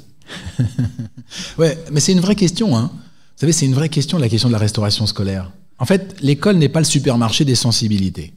Il ne s'agit pas d'imposer une consommation à des élèves. On ne peut pas faire ça. La liberté de conscience, elle fonctionne aussi à l'école. Hein. Et donc, ce que fait l'école aujourd'hui, c'est que d'abord, elle ne sert pas de nourriture confessionnelle, ça c'est une évidence, mais surtout elle propose des repas de substitution, voilà, de remplacement. Si on ne mange pas de viande, ou plutôt si on ne mange pas de porc, on a le droit à un repas de substitution. Et je trouve que c'est, de mon point de vue, c'est une question d'équité, en fait, voilà. Après, un autre dessin, donc théorie de l'évolution et laïcité. Et donc, on a un enseignant qui montre ce fameux dessin où on voit le singe qui se lève au fur et à mesure et puis qu'il y a un homme qui marche. Et puis, donc, l'enseignant montre ce dessin et dit et voici l'évolution de l'être humain. Et là, il y a un gamin dans la classe qui fait et tout ça en 6 jours. Voilà. Mais alors, c'est marrant que vous disiez ça, c'est très drôle. Et tout ça en 6 jours. J'ai vu l'autre jour passer un tweet d'un prof de philo. Et qui raconte une histoire très sérieuse et qui lui est arrivée. Il parlait de quelque chose de surnaturel. Voilà, en vie de classe avec ses élèves, il parle de philo, donc classe de terminale. Hein. Il dit voilà, est-ce que vous avez une idée de quelque chose qui serait surnaturel? Et un élève prend la parole et il dit oui, que l'homme descend du singe, c'est surnaturel. Et un autre renchérit, et c'est très sérieux, hein, oui, alors qu'on vient d'Adam et Ève. Ils sont en terminale, en cours de philo. Ça veut dire que l'école, ils ont passé 15 ans à l'école. Et voilà ce qui reste. Et le prof était, mais atterré. Il le dit dans son tweet, atterré. Ce qui est surnaturel pour eux, c'est que, je cite, l'homme descend du singe. Voilà, ça c'est surnaturel. Mais Adam et Ève, pas du tout. Et il dit, et un élève conclut, un autre élève ou le même, je sais plus, conclut, en fait, ouais, mais c'est les athées qui disent ça. C'est eux qui sont dans le surnaturel. On marche sur la tête. Mais ce qui est effrayant, c'est qu'ils ont passé 15 ans à l'école. Et qu'au bout de 15 ans, voilà ce qui reste. Alors justement, à ce propos, le dernier que je suis en train de terminer là, livre scolaire et laïcité, n'est-ce pas? Histoire, géo, éducation, santé, 3 petits points. Et là, il y a le gamin qui dit « Cool, j'ai plus qu'un livre, c'est plus léger » et il tient la Bible. Eh oui, ben oui, bien sûr. Oui. Mais c'est le rôle de l'école, en fait. Ce dont vous parlez, c'est exactement le rôle de l'école. C'est-à-dire, l'école de la République, elle est pensée pour donner accès au savoir auquel on n'aurait pas accès à la maison pour telle ou telle raison. Et notamment pour des raisons religieuses. Parce que pour des raisons religieuses, on ne doit pas voir ça, on ne doit pas voir ça, on ne doit pas étudier ça, etc. Et bien justement, l'école de la République, c'est la possibilité de s'ouvrir au monde et de découvrir qu'il y a d'autres manières de penser le monde. Et c'est cette manière de construire la citoyenneté tout en proposant, et pas en imposant, ça c'est très important, tout en proposant l'émancipation. Et chacun en fait ce qu'il veut. D'ailleurs, vous voyez la preuve, hein, ces élèves qui pensent qu'on descend d'Adam et Ève, l'émancipation, ils n'en ont pas fait grand-chose. Hein. Mais d'autres s'émancipent quand même. Voilà, grâce au livre, mais justement au livre au pluriel, en sortant du livre, du seul livre. Bonsoir à toutes et tous. Je voudrais poser des questions. C'est possible, c'est plusieurs questions. Première question. Dans les sociétés musulmanes en particulier, la laïcité est perçue et interprétée comme une hostilité à la... Ces dernières années, les préjugés contre la laïcité se sont développés. Quelle doit être la ligne de conduite pour lutter contre cela? Comment devons-nous lutter? Par exemple, je viens de Turquie. Et la société turque, oui, c'est environ 50%. Ils sont contre la laïcité. Et je pose des questions pour ça. Et deuxième chose, c'est dans les quartiers pauvres que les sectes et les communautés religieuses sont les plus organisées. Par exemple, qui a participé les groupes islamistes? Par exemple, quel type de lutte doit-on mener dans ces quartiers? Nous pouvons vers quel chemin? Parce que toujours on discute, d'accord, on peut vers quel chemin? Comment on va raconter? Pour les jeunes, pour le peuple, pour la société. Et dernière chose, c'est petite parenthèse, je m'intéresse. Parti communiste et bolchevique, Parti communiste et Parti bolchevique, ils étaient laïcs. Et toujours, ils défendent la laïcité. Il faut bien distinguer. J'ai pas compris pourquoi vous parlez du Parti communiste et de la laïcité, mais je crois pas avoir dit que le Parti communiste n'était pas laïque, hein, mais bon, c'est pas grave. Pour les deux autres questions, il me semble avoir quand même apporté des éléments de réponse à vos questions. Vous avez raison, les islamistes, je l'ai dit, hein, travaillent dans les quartiers. Ils travaillent les quartiers. Comment on peut lutter contre cela? D'abord par l'école, bien sûr, mais pas seulement. Je crois que les municipalités, les départements, les régions doivent réinvestir le tissu social, doivent réinvestir les associations, doivent financer des associations en faisant attention à qui est recruté dans les associations. Parce que si c'est pour faire rentrer, je vais le dire très clairement, hein, des barbus dans les associations, ça ne sert à rien. Hein. Vous comprenez ce que je veux dire? Je veux dire par là qu'il faut réinvestir le champ social. Il faut aider les associations, et notamment les associations d'éducation populaire, qui faisaient un gros travail dans les quartiers. Et le terrain a été pris. Il a été pris par des associations islamistes, par des associations religieuses, qui ne sont pas nécessairement islamistes d'ailleurs, mais qui peuvent l'être aussi. Donc, ces associations qui faisaient de l'éducation populaire, qui faisaient faire du sport, qui encadraient, aujourd'hui, elles sont beaucoup moins nombreuses. Elles n'ont pas été soutenues ou moins soutenues. Il faut réinvestir ce champ-là. Si on ne réinvestit pas ce champ-là, on laisse le champ libre. On laisse le champ libre à d'autres. Encore une fois, je le répète, mais la nature a horreur du vide. Ce que je crois, moi, c'est qu'au contraire, il faut expliquer, et ce que j'explique aux profs que je forme sur la laïcité, leur rappeler, et je l'ai dit hier aux élèves de terminale, que la laïcité, c'est une formidable chance pour les religions minoritaires. Parce que quand les religions sont minoritaires, elles subissent la loi de la religion majoritaire. Or, en France, l'islam est une religion minoritaire. Et elle se retrouve sur un pied d'égalité vis-à-vis des pouvoirs publics ou en termes de pratique du culte. Ce qui est une chance. Ce n'était pas tout le temps le cas. Aujourd'hui, c'est une chance. Donc il faut présenter la laïcité comme une chance, comme un accès à la liberté de culte, parce que c'est la liberté. Et c'est aussi la liberté de conscience, c'est la liberté de croire. Les musulmans, ils ont le droit de croire. Ils ont le droit de pratiquer librement leur culte. Les seules limites, ce sont celles fixées par la loi, et donc l'ordre public. C'est ça qu'il faut rappeler. Et pourquoi certains musulmans sont opposés à la laïcité? C'est juste, à mon avis, parce qu'on demande aux enfants, aux élèves, de ne pas montrer un signe d'appartenance à l'école.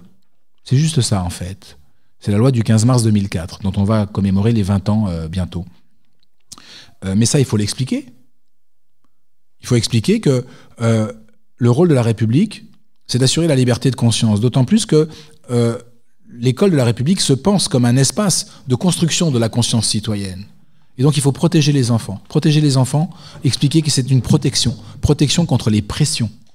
Que rien n'empêche une jeune fille, si elle le souhaite, à 16h30 quand elle sort de l'école, du collège plutôt, de se couvrir la tête si elle le souhaite. Personne ne va l'en empêcher. Et personne ne va dire tu n'as pas le droit. Parce qu'elle a le droit. C'est ça qu'il faut rappeler. Voilà, il y a juste le temps de l'école. Et quand on devient fonctionnaire aussi, si on choisit d'être fonctionnaire, mais on n'est pas obligé d'être fonctionnaire, hein, on peut faire autre chose. Hein. Eh bien, oui, on se doit d'être neutre. Donc il faut expliquer les choses. Moi, je crois qu'en expliquant les choses, et je le fais avec mes élèves, ça passe et c'est compris. Merci beaucoup votre explication, mais on discute toujours. Mais comment devons-nous lutter pour lutter contre lutter? Comment on va faire? On va le faire. On va le faire à l'école, on va le faire dans les associations, on va le faire dans les clubs de sport, on va le faire partout. Maintenant, moi je crois qu'il faut aussi faire attention. Je ne dis pas que c'est ce que vous dites, hein, mais il y a musulmans et musulmans. Hein. C'est pas parce qu'on est musulman qu'on est nécessairement contre la laïcité. Il y a quand même des musulmans qui comprennent très bien ce qu'est la laïcité et l'intérêt de la laïcité. Ce qui est plus inquiétant, c'est chez les jeunes, où effectivement il y a un raidissement vis-à-vis de la laïcité, et qui est mal comprise. Mais je crois d'abord qu'elle est mal comprise. Je reste un optimiste, moi. Je suis optimiste. Et c'est parce que je suis optimiste, parce que je suis prof. Sinon, je ne serais pas prof. Je crois qu'en expliquant, en montrant, en illustrant ce que permet la laïcité, combien elle est une richesse pour la paix sociale, pour la construction d'une société apaisée, et pour ce qu'on appelle aujourd'hui, j'aime pas ce mot, mais c'est pas grave, le vivre ensemble, je crois qu'on a des raisons d'espérer.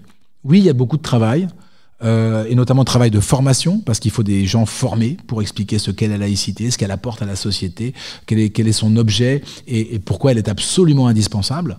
Mais je crois, oui, ce n'est pas parce que les gens sont musulmans qu'ils seront pour l'éternité contre la laïcité. Je ne crois pas. Je ne crois pas. Je crois que, et moi je le vois dans mes classes, hein, beaucoup d'élèves comprennent complètement. Et je ne sais pas s'ils adhèrent, mais en tout cas, ils comprennent. Et du coup, je suis pas forcément... je suis pas hyper optimiste, mais je suis pas pessimiste non plus. Voilà. Et je pense que c'est un combat, mais c'est un combat quotidien. C'est un combat qui va se faire sur des générations, mais c'est un combat qu'il faut mener. Voilà. En formant. Oui, je voulais simplement dire que l'islam et le Coran se placent au-dessus des lois de la République. Ce sont eux qui gèrent tout. C'est l'islam qui gère tout, aussi bien la vie civile que la vie, la religion, disons. Donc si on est au-dessus, on est contre les lois de la République. Vous savez, l'islam, c'est Rémi Brague, hein, le philosophe qui l'explique. L'islam, c'est le livre, le Coran, et la loi. C'est ce que vous venez de dire, en fait. Le livre et la loi. C'est-à-dire que l'islam régit le quotidien et régit tout dans le quotidien. Mais vous savez que le judaïsme aussi. Le judaïsme, c'est pareil. Hein, c'est la même chose. C'est le judaïsme, vous avez 613 commandements que vous devez respecter. 613 lois que vous devez respecter. Ça s'appelle les mitzvot. on peut s'en dégager, non? On n'est pas obligé d'obéir au doigt et à l'œil. Certains le font, mais plein ne le font pas. On n'est pas condamné parce qu'on est musulman ou juif à obéir au doigt et à l'œil à ce que disent les commandements ou ce que disent les lois. La preuve, il y a plein de gens qui s'en dégagent, voilà, et qui adoptent ou qui adaptent leurs pratiques religieuses, en l'occurrence, au regard de la modernité. Ça existe. Ça existe dans le judaïsme, évidemment, comme le contraire existe. Hein. Vous avez des rigoristes, et ça existe aussi dans l'islam. Si l'islam, c'est le livre et la loi, ça ne veut pas dire que tous les musulmans vont suivre cela à la lettre. La preuve que non. L'immense majorité des musulmans ne suit pas ça à la lettre. Voilà. Donc je pense que, voilà, il y a l'islam et il y a les musulmans. Oui, alors bon, je ne sais pas si c'est totalement dans le thème, mais bon, il y a quand même une part de scolaire. C'est à propos de l'affaire Mila. C'était une jeune fille qui a utilisé son droit au blasphème et qui, par la force des choses, a dû être déscolarisée et sous protection policière. Et même son avocat, Richard Malka, qui est peut-être l'un des premiers défendeurs de la laïcité, en tout cas dans les personnalités, si j'ose dire, publiques. Et lui-même n'en revenait pas qu'elle était déscolarisée et que ça a montré, dans un certain sens, un aveu de faiblesse de la République face à des intégristes religieux. Et ce que je voulais savoir, c'est que, parce que honnêtement, bon, maintenant ça c'est mon avis, mais comme la laïcité c'est un sujet qui est à la base de gauche, je pense pas que ça puisse venir d'une personne de droite, et ça a été quand même pas mal récupéré par la droite. Et j'avais lu un article récemment sur Fabien Roussel qui le présentait pour la présidentielle de 2022, qui disait que lui, il voulait justement sortir de la spirale, si je veux dire, islamo-gauchiste de la gauche dominante et se mettre dans la laïcité. Mais par contre, lorsqu'il s'agissait de Mila, il a quand même été contre Mila, disant qu'elle a été allée trop loin, qu'elle n'avait pas à offusquer des religions comme ça. Et donc voilà, je voulais avoir un avis dessus, parce que si la gauche, qui est quand même, c'est quand même son terrain, un des terrains ancrés, n'a pas osé défendre, alors je sais pas pour quelle raison, est-ce que c'était par lâcheté, opportunisme électoral, j'en sais rien, mais donc voilà, vers où on va, justement j'avais envie de poser cette question. Merci pour votre question difficile. D'abord, si vous me permettez une chose. Vous avez dit, Mila, elle a utilisé, je crois que vous l'avez dit comme ça, son droit de blasphème, c'est ça? Si je peux me permettre, et c'est pas le professeur qui fait une leçon, hein, c'est juste une remarque que je me permets. Le blasphème, ça n'existe pas, en fait, en droit français. Il n'y en a pas. Donc le blasphème, utiliser le terme blasphème, c'est déjà utiliser un terme religieux. En fait, le blasphème, dans le droit, ça n'existe pas. Ce sont les religieux qui considèrent qu'on blasphème. Mais moi, si je me mets comme fait Mila, à insulter Dieu, ou je sais plus Mahomet, je crois, elle avait insulté, ou elle avait moqué, je sais plus exactement quels étaient ses propos. Du point de vue du droit français, il n'y a pas de blasphème. Donc le blasphème, ça n'existe pas. Ça existe simplement pour ceux qui croient. Maintenant, pour répondre à votre question, oui, je pense qu'une partie de la gauche est très gênée par ces questions. Elle est très gênée par ces questions. Aujourd'hui, très clairement, disons-nous les choses, une partie par électoralisme pur et simple. Par électoralisme pur et simple, on l'a bien compris, c'est encore plus visible depuis le 7 octobre, enfin bon bref, on est en plein dedans, par électoralisme, et parce que je crois sincèrement que, si vous regardez la Seine-Saint-Denis, moi je viens de Seine-Saint-Denis, en Seine-Saint-Denis, alors je sais plus combien il y a de circonscriptions, mais je crois qu'il y en a qu'une qui n'est pas LFI. Ils ont leur clientèle. Ils ont leur clientèle, et ils font du clientélisme. Ils font du clientélisme. Ils se sont assis, en tout cas Jean-Luc Mélenchon, je me permets de le dire, il s'est assis sur ses principes, parce que c'était un type profondément républicain. Il s'est complètement assis sur ses principes pour des raisons électoralistes et clientélistes. Ça, c'est clair. Maintenant, je crois quand même que, et ça touche pas seulement la gauche, même si vous avez raison, la laïcité, c'est quand même un des marqueurs historiques de la gauche, je crois que peu à peu, ce qui nous arrive nous intimide. Et quelque part, nous reculons. Un exemple. Quand la rédaction de Charlie a été assassinée, moi, j'aurais attendu une chose. C'est que tous les journaux publient les caricatures. Tous les journaux. il ne s'est rien passé.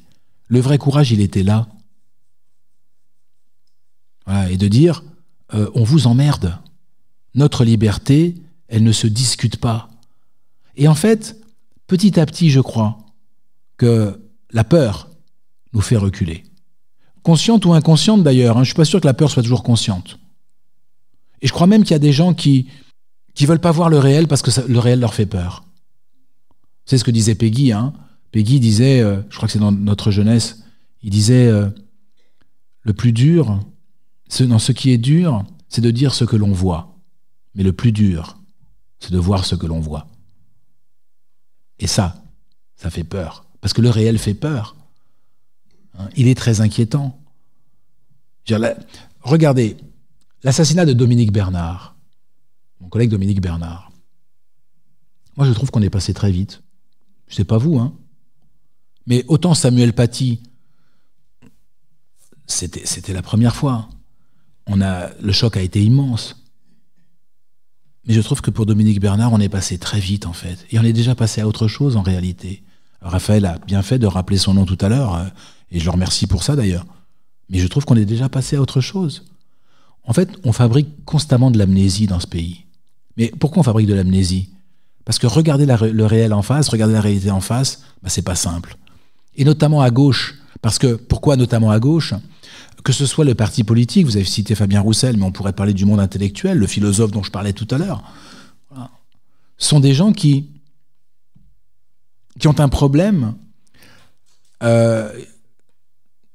qui lie beaucoup de choses, et notamment parce que, et c'est la réalité, une partie de ceux qui font avancer l'islamisme, donc l'islam politique, ce sont des gens qui sont issus d'anciennes colonies françaises. Et nous portons cette culpabilité post-coloniale. Et notamment la gauche, qui s'est battue contre la colonisation. Vous savez, moi, mon père, non seulement il a été porteur de valise du FLN, mais après il a été pied rouge. Je ne sais pas si vous savez ce que c'est pied rouge. Il est parti en Algérie après l'indépendance pour former les instituteurs algériens. Je viens d'une famille, c'était pas simple à la maison. L'émancipation, elle est venue grâce à l'école. Moi, je pensais que le Messie, c'était Léon Trotsky, vous voyez. Donc,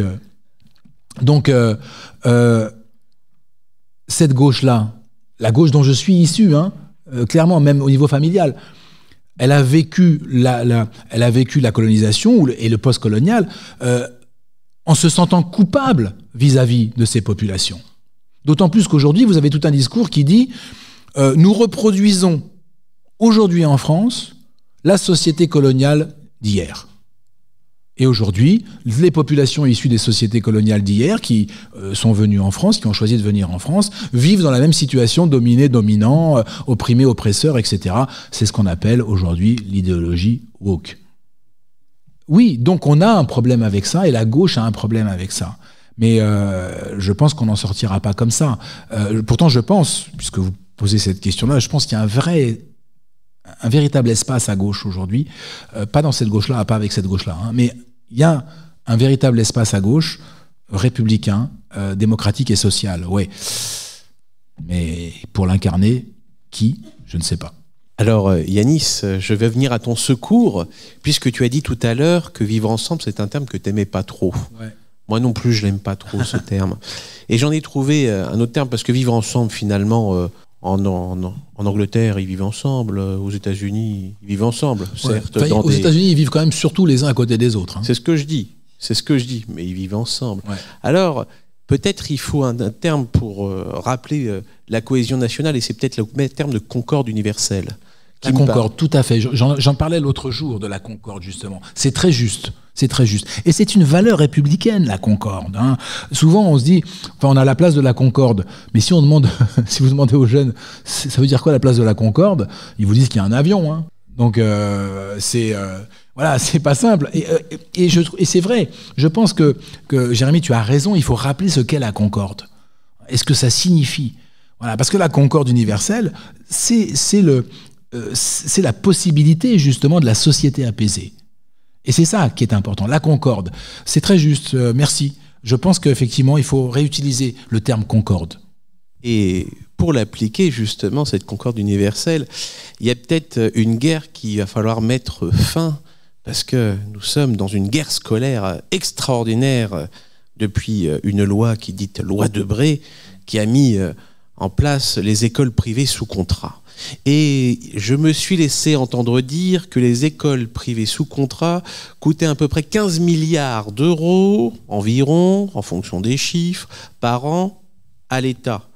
Alors, est-ce que finalement, on a la possibilité d'avoir des subventions pour les bus quand on peut aller en cours, par exemple? C'est logique que le bus scolaire soit pris en charge par l'État. Mais si on fait le choix du taxi, on n'est pas aidé par... on n'a pas de finances pour le taxi.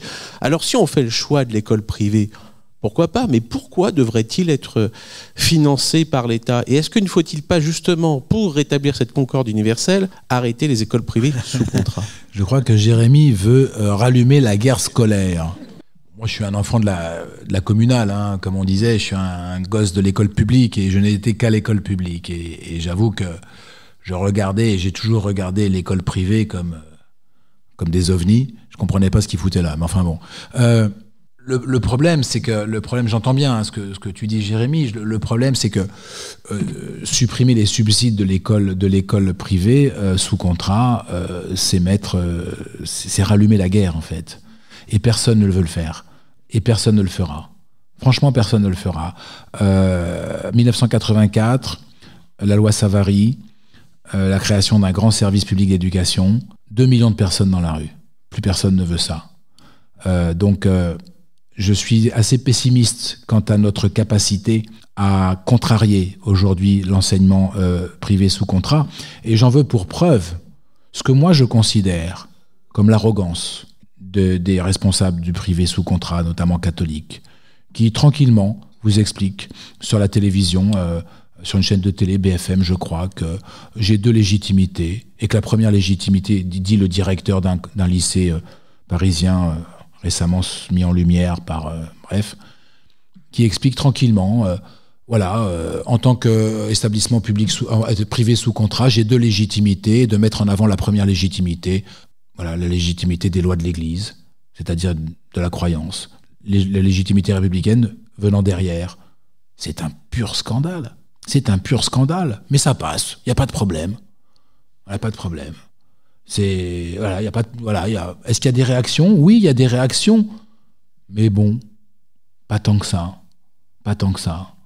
À partir du moment où on contractualise avec l'État, c'est dans le code de l'éducation, hein. Les écoles privées sous contrat doivent enseigner et faire partager les valeurs de la République.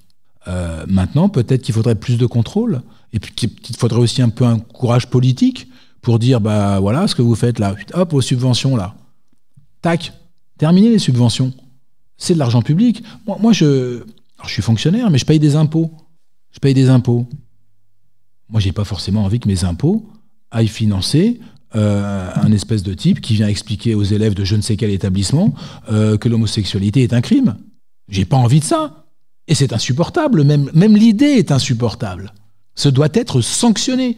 Et le pouvoir politique doit être courageux sur ces questions-là. S'ils veulent pas contractualiser avec l'État, c'est leur problème. Ils contractualisent pas avec l'État. Mais s'ils contractualisent, ils se plient aux règles et aux lois. Après, dans un monde merveilleux, dans le monde de oui à l'école, Jérémy, mais je me moque pas, hein, je dis dans un monde idéal, on va dire, dans un monde idéal. Je sais pas si le monde de oui est idéal, il est peut-être même un peu chiant le monde de oui, mais dans un monde idéal, je suis d'accord. Il faudrait un grand service public d'éducation comme le voulait la loi Savary.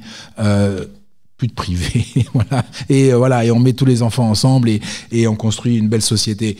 Mais ça, c'est le monde idéal et malheureusement, voilà. Alors, tu as cité 2 millions de personnes contre la loi Savary en 84. Je citerai juste 2023, 3,5 millions de personnes dans la rue contre la réforme des retraites. Elle a été appliquée quand même.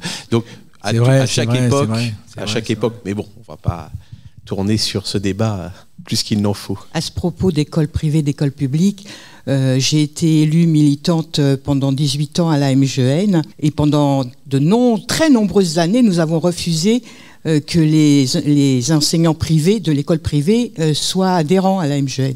Malheureusement, ça n'a pas tenu. Ça n'a pas pu tenir. Je crois que ça fait à peu près 10 ans seulement. Hein. Depuis que la MGN s'est ouverte à tous les corps de métier fonctionnaires. On a bien été obligé de lâcher, hein, là aussi. Hein. Aujourd'hui, on est dans une situation assez intéressante d'un point de vue social et politique. Les événements qui se sont déroulés récemment avec la nouvelle ministre de l'Éducation nationale ont montré, je crois, pas seulement à moi, mais ont montré que on est dans une situation, alors je le dirais comme ça, hein, je suis prof d'histoire, donc un peu de pré-nuit du 4 août. Hein, c'est-à-dire, vous avez un sentiment violent. On l'a vu avec les Gilets jaunes. On le voit peut-être avec les agriculteurs en ce moment, je ne sais pas, mais on l'a vu au moment des retraites. Ce sentiment partagé par une partie croissante de la population qui en a marre des privilèges, qui en a ras-le-bol de ces gens qui entretiennent leurs privilèges, qui se reproduisent entre eux, hein, dans des cercles de sociabilité d'où sont exclus les autres. Hein, et je crois qu'il y a un sentiment qui monte là, que le pouvoir politique devrait prendre en compte.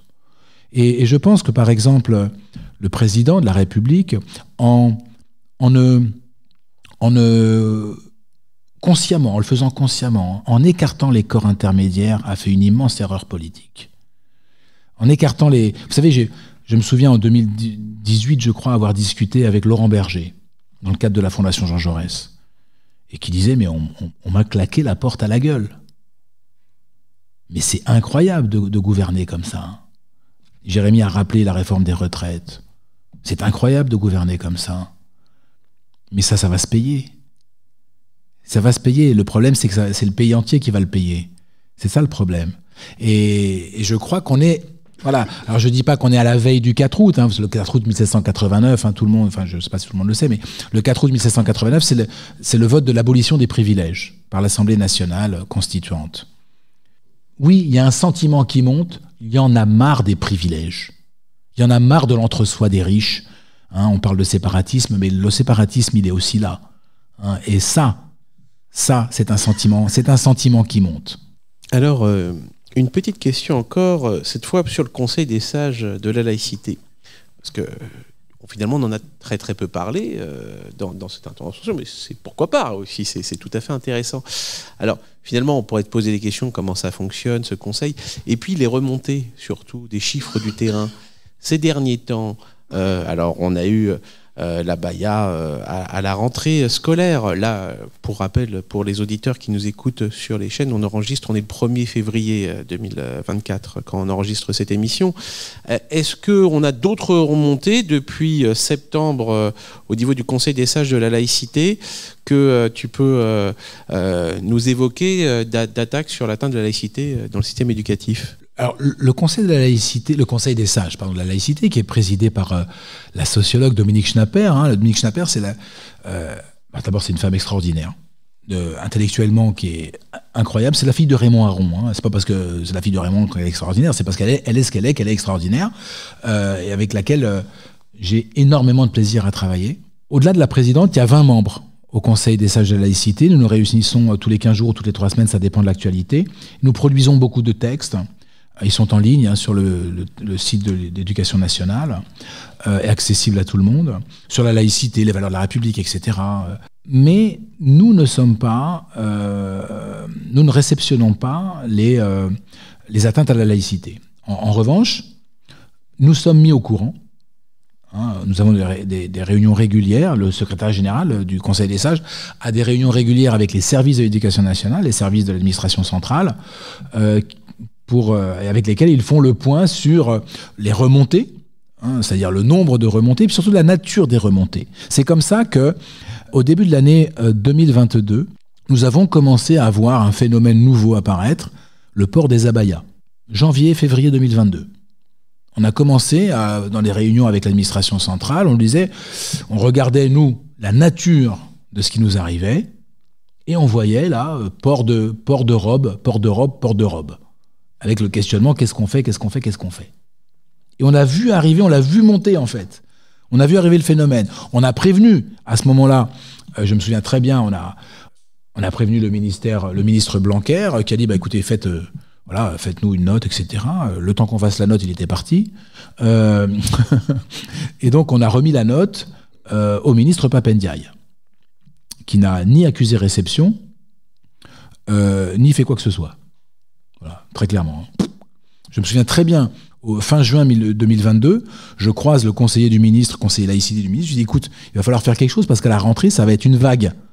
Il me dit, oh ouais. À la rentrée, il ne se passe rien. Résultat, voilà. Donc, on a vu venir la chose. On l'a vu. Mais si vous n'avez pas le pouvoir politique qui suit, voilà. Alors, après, récemment, Gabriel Attal a été nommé ministre le 20 juillet, je crois. J'essaie de retenir la chronologie. Le 22 juillet, je reçois un coup de fil. J'étais dans la montagne corse avec mon sac à dos. Je vois que s'affiche le numéro de la directrice de cabinet du ministre. Même en vacances, dans ces cas-là, on répond. Donc je réponds à Fanny Anor, donc, qui est la directrice de cabinet du ministre à ce moment-là. Et elle me dit, écoute, voilà, alors je la connais. Pourquoi je la connais? Parce que c'est une prof d'histoire. Je connais pas tous les profs d'histoire, mais voilà, il se trouve qu'on se connaissait. Et elle me dit, voilà, écoute, Gabriel, c'est son ministre, Gabriel, veut prendre une décision sur la Baïa. Je fais très bien. Est-ce que vous avez des infos? Alors je dis oui, il n'y a pas de problème. Alors là, je suis à peu près à 2000 mètres, mais dès que je redescends, j'ai mon ordi, je t'envoie ce qu'il faut. Et donc on a envoyé les notes qu'on avait prévues, qu'on avait préparées, etc., etc. Et dans la foulée, le ministre a fait cette note qui rappelait tout simplement. Hein, il n'a pas fait de circulaire. Hein, pas fait de circulaire, pas de nouveau texte. Il a juste dit la Baïa, c'est interdit. En fait, ça tombe sous le coup de la loi. Il a fait ce qu'on aurait dû faire depuis longtemps.